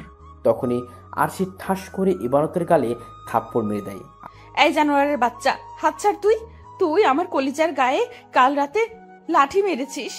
তার থেকে বড় কথা, আমার জীবনের এত বড় অন্ধকার নামার পেছনে তোরও কোনো না কোনো ভাবে হাত রয়েছে। সো হাত ছাড় তুই, আমি বাড়ি যাব। আরশি হ্যাসকা টান দিয়ে ইবানত থেকে তার হাত ছাড়িয়ে নেয়। পরে সে একটা গাড়ি নিয়ে আকাশের বাড়িতে চলে যায়। সেখানে যেতে দেখে পুরো বাড়িতে কান্নার রোল পড়ছে। সবাই আকাশের জন্য কান্নাকাটি করছে। সেই সবার মধ্যে আরশির মাও রয়েছে, তিনিও আকাশের জন্য চোখের পানি ছেড়ে কান্না করছেন। এদিকে বাড়ির মানুষজন সবাই আরশিকে দেখে অবাক, কিন্তু কেউ তাকে কিছু জিজ্ঞেস করার অবস্থাতে নেই। আর তাছাড়া আরশির মা এবং অনেকেই জানে যে আরশি জীবিত। আরশি চুপচাপ আকাশের বাড়িতে ঢোকে। সবার কান্না দেখে তার বুক ফেটে কান্না আসছে। সে কত বড় ভুল নিয়ে বসবাস করছিল এই একটা বছর, সেটা সে আজ উপলব্ধি করতে পারছে। না, আমার আকাশকে চাই। আমার আকাশের কিছু হলে আমি এই দুনিয়ার বুকে জীবিত থাকতে পারবো না। আমাকে যে করেই হোক আকাশকে লাগবে। এবার সে আর নিজেকে দমিয়ে রাখতে পারে না, ফ্লোরে বসে শব্দ করে কান্না করে দেয়। এতটা সময় কান্না করতে করতে এখনের কান্নাটা তার ভিন্ন। কাউকে হারিয়ে ফেলার ভয়ে যখন মানুষ বিভৎসভাবে কাঁদে, আরশির এখানের কান্নাটা হলো সেই কান্না। কিন্তু কি আর করার, সময় থাকতে মানুষ মূল্য না দিয়ে হারিয়ে ফেলার পর মূল্য দিলে সেটার কাজে আসে না। ঠিক সেই সময় হসপিটাল থেকে একটা খবর আসে যে আকাশ আর বেঁচে নেই। তার প্রাণ আরও 4 ঘন্টা আগে চলে গিয়েছে, আর তারা আকাশের লাশটা নিয়ে বাড়ি ফিরছে। আরশিদ যখন এই খবর শোনে তখন সে ভয়ানক একটা চিল্লানি দিয়ে সারা বাড়ি মাথায় তুলে ফেলে। তার এতটা কষ্ট হচ্ছে আকাশের জন্য, মনে হয় যেন তাকে জীবিত শুয়ে রেখে ছুরি দিয়ে তার ভিতর থেকে কলিজাটাকে কেউ ছিনিয়ে বের করছে। আরশির মা আরশির চিল্লানি শুনে অন্য রুম থেকে এসে আরশির মুখ চিপে ধরে আর বলে, আমার ছেলেটা মরে না গিয়ে তুই মরে গেলে এতটা কষ্ট হতো না, যেত তো এখন কষ্ট হচ্ছে আমার। আরশি তার মায়ের কথা শুনে আরও জোরে কান্না করতে থাকে। তখনই আকাশকে হসপিটাল নিয়ে যাওয়া লোকজনগুলো তার লাশ নিয়ে বাড়িতে ফিরে আসে। আকাশের লাশ থেকে সবার কলিজা ধূপ ধূপ করে কাঁপছে। কারোর যেন বিশ্বাসই হচ্ছে না যে আকাশ আর নেই, কারণ এমন নৌজওয়ান একটা ছেলে নিজের শরীরের ওপরে ভয়ঙ্কর অত্যাচার করে নিজেকে শেষ করে দিয়েছে। এটা কেউ এই মানতে পারছে না। বাড়ির সকল মানুষ চিৎকার করে আর্তনাদ করছে আকাশের জন্য। সবার চোখে পানি টলমল করছে। তখনই সেই লোকগুলো ফলের ওপরে পাটি বিছিয়ে তার উপরে আকাশের লাশটাকে রাখে। আকাশের পুরো শরীর সাদা হয়ে গিয়েছে, কারণ সে পেটে ছুরি দিয়ে আঘাত করার এত পরিমাণে ব্লিডিং হয়েছে তার যে শরীরে আর কোনো রক্ত অবশিষ্ট নেই। সবার প্রিয় আকাশ মরা লাশ হয়ে ফ্লোরের ওপরে পড়ে আছে। আকাশের লাশ দেখে তার মা এবং ছোট বোন পাগলের মতন চেঁচিয়ে কাঁদতে শুরু করে। সবাই তাদেরকে সান্ত্বনা দেওয়ার চেষ্টা করেছে, কিন্তু তাতে কি পোষে সমস্ত কিছু? নিজের আপন কাউকে হারালে সেই যন্ত্রণাটুকু শুধু পরিবারের মানুষরাই জানে। অপরদিকে আকাশের এই বিভৎস লাশ দেখে আরশি পুরো রোবট হয়ে গেছে। সে যেন তার মাঝে আর নেই। চোখ থেকে টুপ টুপ করে পানি পড়ছে তার। সে কি করবে ভেবে উঠতে পারছে না। বাড়ির সকল মানুষ আকাশের লাশের সামনে গিয়ে কান্নাকাটি করছে, কিন্তু সে আকাশের লাশের সামনে যাওয়ার মতন সাহস করতে পারছে না, কারণ এই মানুষটাকে সে নিজেই মেরে ফেলেছে।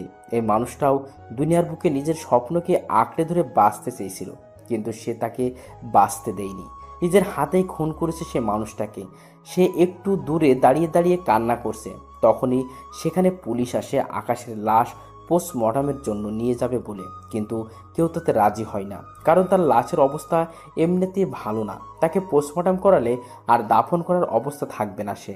কিন্তু নিয়মমাফিক পুলিশ তো আকাশের লাশ নিয়ে যাবেই। তখনই আরশির আম্মু কাকে যেন ফোন করে।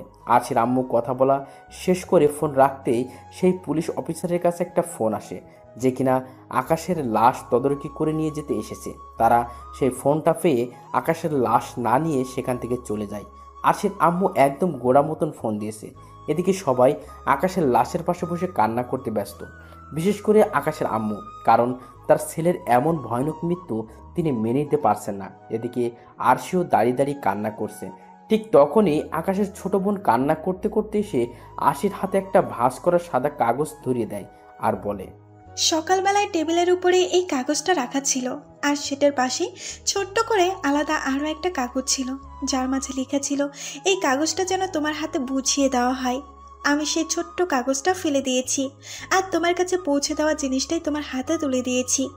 ভাবি, আমি জানি না ভাইয়া কেন এভাবে সুইসাইড করেছে, কিন্তু আমি জানি যে এর সাথে তোমার কোনো না কোনোভাবে সংযুক্ত রয়েছে। আর যদি তাই হয় তাহলে মনে রেখো ভাবি, আমার আর আমার মায়ের বদদুয়া সারা জীবন তোমার জন্য বরাদ্দ থাকবে, কারণ আমার ভাই একটা মাটির মানুষ ছিল। আমার এই ছোট্ট জীবনে তার কোনো ভুল আমার চোখে পড়েনি। আর কাল রাতে জানি না কি হয়েছে, কিন্তু আমার ভাইটার চোখে মুখে কাল রাতে আমি এক ভয়ানক কষ্টের ছাপ দেখেছি। কিন্তু আমি বুঝতে পারিনি যে কাল রাতটাই আমার ভাইয়ের শেষ রাত হবে এই পৃথিবীতে। তাকে জিজ্ঞেসও করেছি কি হয়েছে, কিন্তু সে আমার কথাই খালি একটা উত্তর দিয়েছে যে তার ডাক এসে গেছে। তখন আমি সেই কথার অর্থ বুঝিনি, কিন্তু এখন ঠিক বুঝতে পারছি। আচ্ছা ভাবি, থাকো, আমার ভাইটার লাশের পাশে শেষ কিছুটা সময় কাটাই, কারণ সে তো আর বেশি সময় আমাদের মাঝে থাকবে না। আকাশের ছোট বোন তারপর চলে যায়। এদিকে আরশি সে ভাঁজ করা কাগজটা খুলতে থাকে। সে কাগজটা খুলে বুঝতে পারে যে আকাশ কিছু একটা লিখে রেখে গিয়েছে মরার আগে তার জন্য। সে কান্না ভরা চোখ নিয়ে সেই লেখাটা পড়তে থাকে। প্রিয় আরশি, তুমি আমায় ভালোবেসে বিয়ে করে অন্যের সাথে মিশে আছো। বিশ্বাস করো, এই যন্ত্রণা যেন আমি কোনোভাবেই সইতে পারছি না। আমার কাছে একটাই পথ আছে বর্তমানে এই যন্ত্রণা থেকে মুক্তি পাওয়ার, তা হলো মৃত্যু। জানো, চিঠিটা যখন লিখছি তখনই কিন্তু মৃত্যুর ফাঁদে পা দিয়ে দিয়েছি আমি। নিজের পেটের মাঝে অনেক কয়বার ছুরি চালিয়েছি একটু আগে।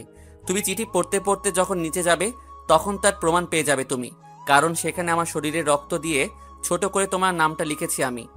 আরশি জানো, আমার না খুব কষ্ট হয়েছে যখন তুমি আমায় অনেকগুলো লোকের সামনে জুতো দিয়ে মেরেছ, কিন্তু সেই কষ্টের তুলনায় আরো দ্বিগুণ কষ্ট হয়েছে যখন তুমি আমায় সেই ভরা মজলিসের সকলের সামনে ছোট করলে আর তোমার সেই মানুষটাকে বড় করে তুললে।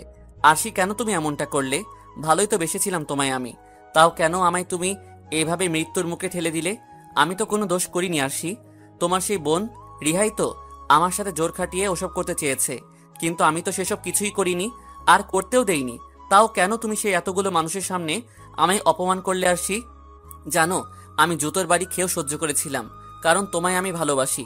কিন্তু যখন তোমার কাছে আমার থেকেও সেই মানুষটার গুরুত্ব বর্ণনা করলে তখন আর নিতে পারিনি। আমার সহ্য হচ্ছিল না সেই মানুষটাকে তোমার সাথে, কারণ ভালোটা তোমায় আমি বাসি, আর সে মানুষটা আজ আমার জায়গায় তোমার থেকে সে ভালোবাসা পাচ্ছে। তাই এই রূপ সিদ্ধান্ত নিতে হলো আমার। আরশি, যখন তুমি এই চিঠিটা পড়বে তখন হয়তো অনেক দেরি হয়ে যাবে, আর আমার মাঝেও কোনো কষ্টের সীমা থাকবে না। হ্যাঁ, হয়তো এখনো অনেকটা কষ্ট হচ্ছে আমার, কারণ আমার পেট থেকে চুইয়ে চুইয়ে রক্ত পড়ছে। পেটের ভিতরের অনেকটা চর্বি সেই ক্ষতটা দিয়ে বেরিয়ে এসেছে। কিন্তু বিশ্বাস করো, এই কষ্টের চাইতেও তোমার করা রাতে সেই অপমানের যন্ত্রণা আরো দ্বিগুণ ছিল।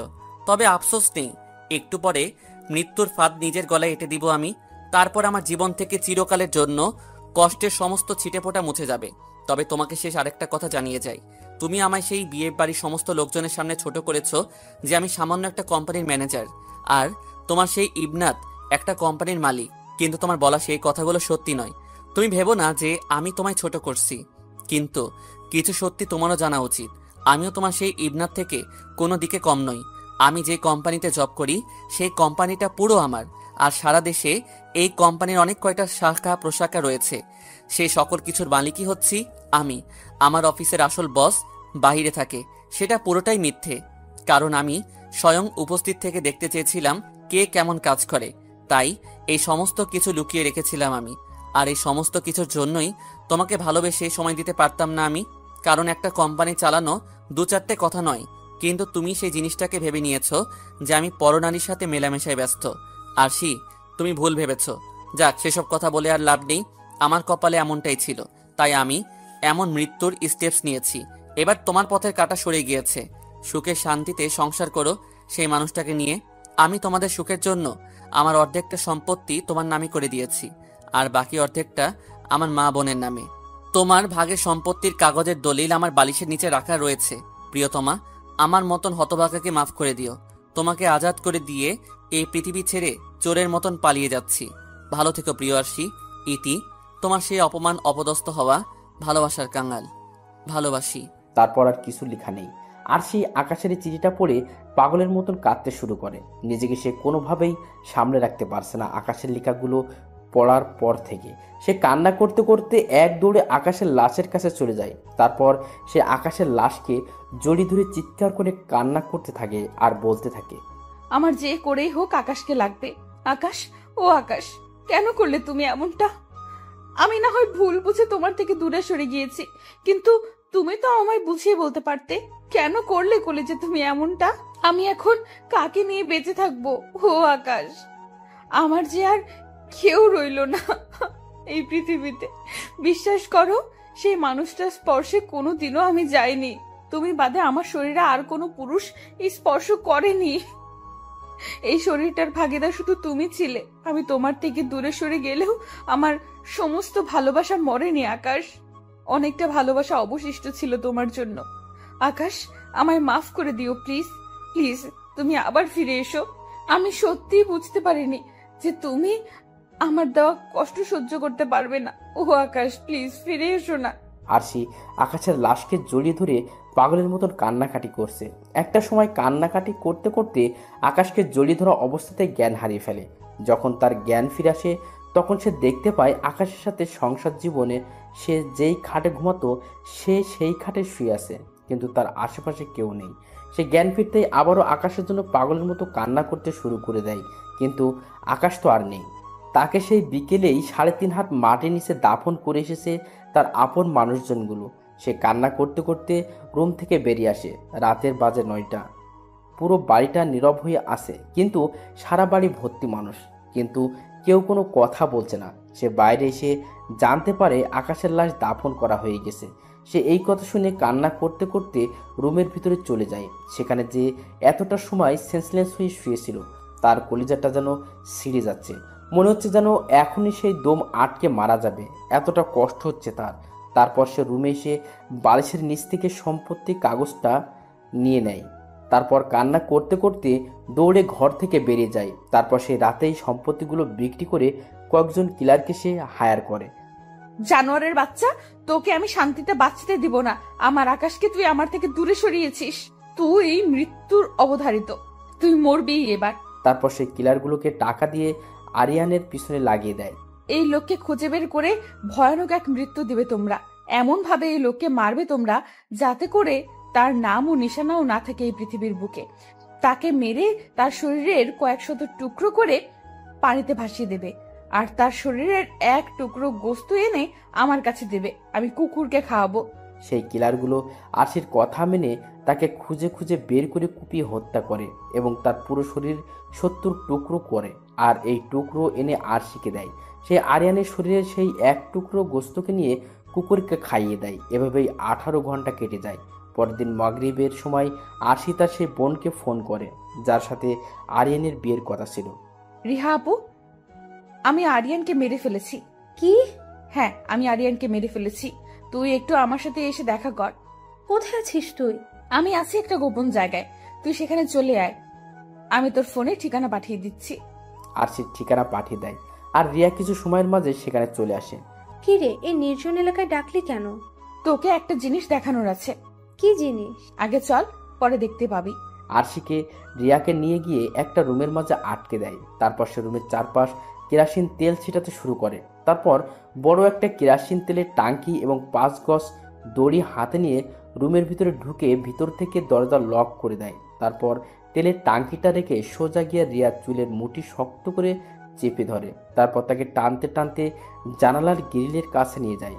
পরে তাকে দড়ি দিয়ে সেই জানালার গ্রিলের সাথে শক্ত করে বেঁধে ফেলে। এই আরশি, কি করছিস? প্লিজ আমায় ছেড়ে দে, আমার খুব লাগছে। জানোয়ার, এখনো তো সেইভাবে লাগেনি, একটু পরে না বুঝবি লাগা কাকে বলে। তার সেই তেলের টাঙ্কিটা খুলে রিয়ার সারা শরীর কেরাসিন তেল ছিটাতে থাকে। রিয়া তো ভয়ে শেষ আরশির এমন কাণ্ড থেকে। বোন, কি করছিস তুই? প্লিজ উল্টোপাল্টা কিছু করিস না। আমি তোর দুটো পা ধরে ক্ষমা চাইছি। রাখ তোর ক্ষমা। আমার কলেজাটাও আমার পা ধরে ক্ষমা চেয়েছিল, কিন্তু তাকে আমি জুতো দিয়ে মেরেছি। তাকে আমি সমস্ত লোকের সামনে অপমান করেছি, তাই আমার কলিজাটা অপমান সহ্য করতে না পেরে নিজেকে শেষ করে দিয়েছে। আর এই সমস্ত কিছুই হয়েছে তোদের জন্য, সো তোদের মাফ নাই। তারপর আরশি দিশলাই জ্বালিয়ে রিয়ার গায়ের উপরে মেরে দেয়। রিয়ার সারা শরীরের আগুন ধরে গেছে। সে ভয়ানকভাবে চিৎকার করছে আর আরশিকে বলছে বাঁচানোর জন্য, কিন্তু আরশি তো তাকে বাঁচাবে না, তাকে মারার জন্য সে এখানে নিয়ে এসেছে। তারপর আরশি নিজেও সেই তেলের ট্যাঙ্কিটা হাতে নিয়ে নিজের গায়ে তেল ঢেলে নিয়ে আগুন ধরিয়ে দেয়। রিয়া এখন চিৎকার করে কান্না করছে মৃত্যুর ফাঁদ থেকে বাঁচার জন্য, আর এদিকে আরশি চুপচাপ চোখের পানি ছেড়ে দিয়ে নীরবে কান্না করছে আর বলছে, ও আকাশ, দেখো আমি তাদের সব কয়টাকে মেরে ফেলেছি যাদের জন্য তুমি আজ এই পৃথিবীতে নেই। আর পরিশেষে তোমায় ভুল বুঝে কষ্ট দেওয়ার জন্য নিজেকে মৃত্যুর ফাঁদে লটকে দিয়েছি। থাকবো না আর এই পৃথিবীতে, যে পৃথিবীতে তুমি নেই। থাকবো না আর এই বিষাক্ত দুনিয়ায়, যে দুনিয়ায় তোমার মতন ভালো মানুষ স্বপ্ন নিয়ে টিকে থাকতে পারেনি। কলিজা, তুমি তো উপর থেকে তাকিয়ে তাকিয়ে সবটাই দেখছো। এবার অন্তত রাগ করে থেকো না আমার উপর। জ্বালিয়ে দিয়েছে এই জঘন্য শরীরটাকে, কারণ তুমি নামক বেঁচে থাকার উৎসটা যে দুনিয়াতে আর নেই। এবার শুধু একটাই চাওয়া উপরওয়ালার কাছে, পরপারে যেন তুমি আমাদেরকে একত্রে মিলিয়ে দিও। এসব বলতে বলতেই আরশির শরীর থেকে রুহটা বেরিয়ে যায়। ওদিকে রিয়ার প্রাণ সেই বহু আগেই চলে গেছে। পরের দিন পুলিশ এসে রিয়া আর আরশির জ্বলে পুড়ে যাওয়া দুটো লাশ উদ্ধার করে। শেষ হয়ে গেছে দুটো মানুষের জীবন, শেষ হয়ে গেছে ভালোবাসার এক গল্প কথা।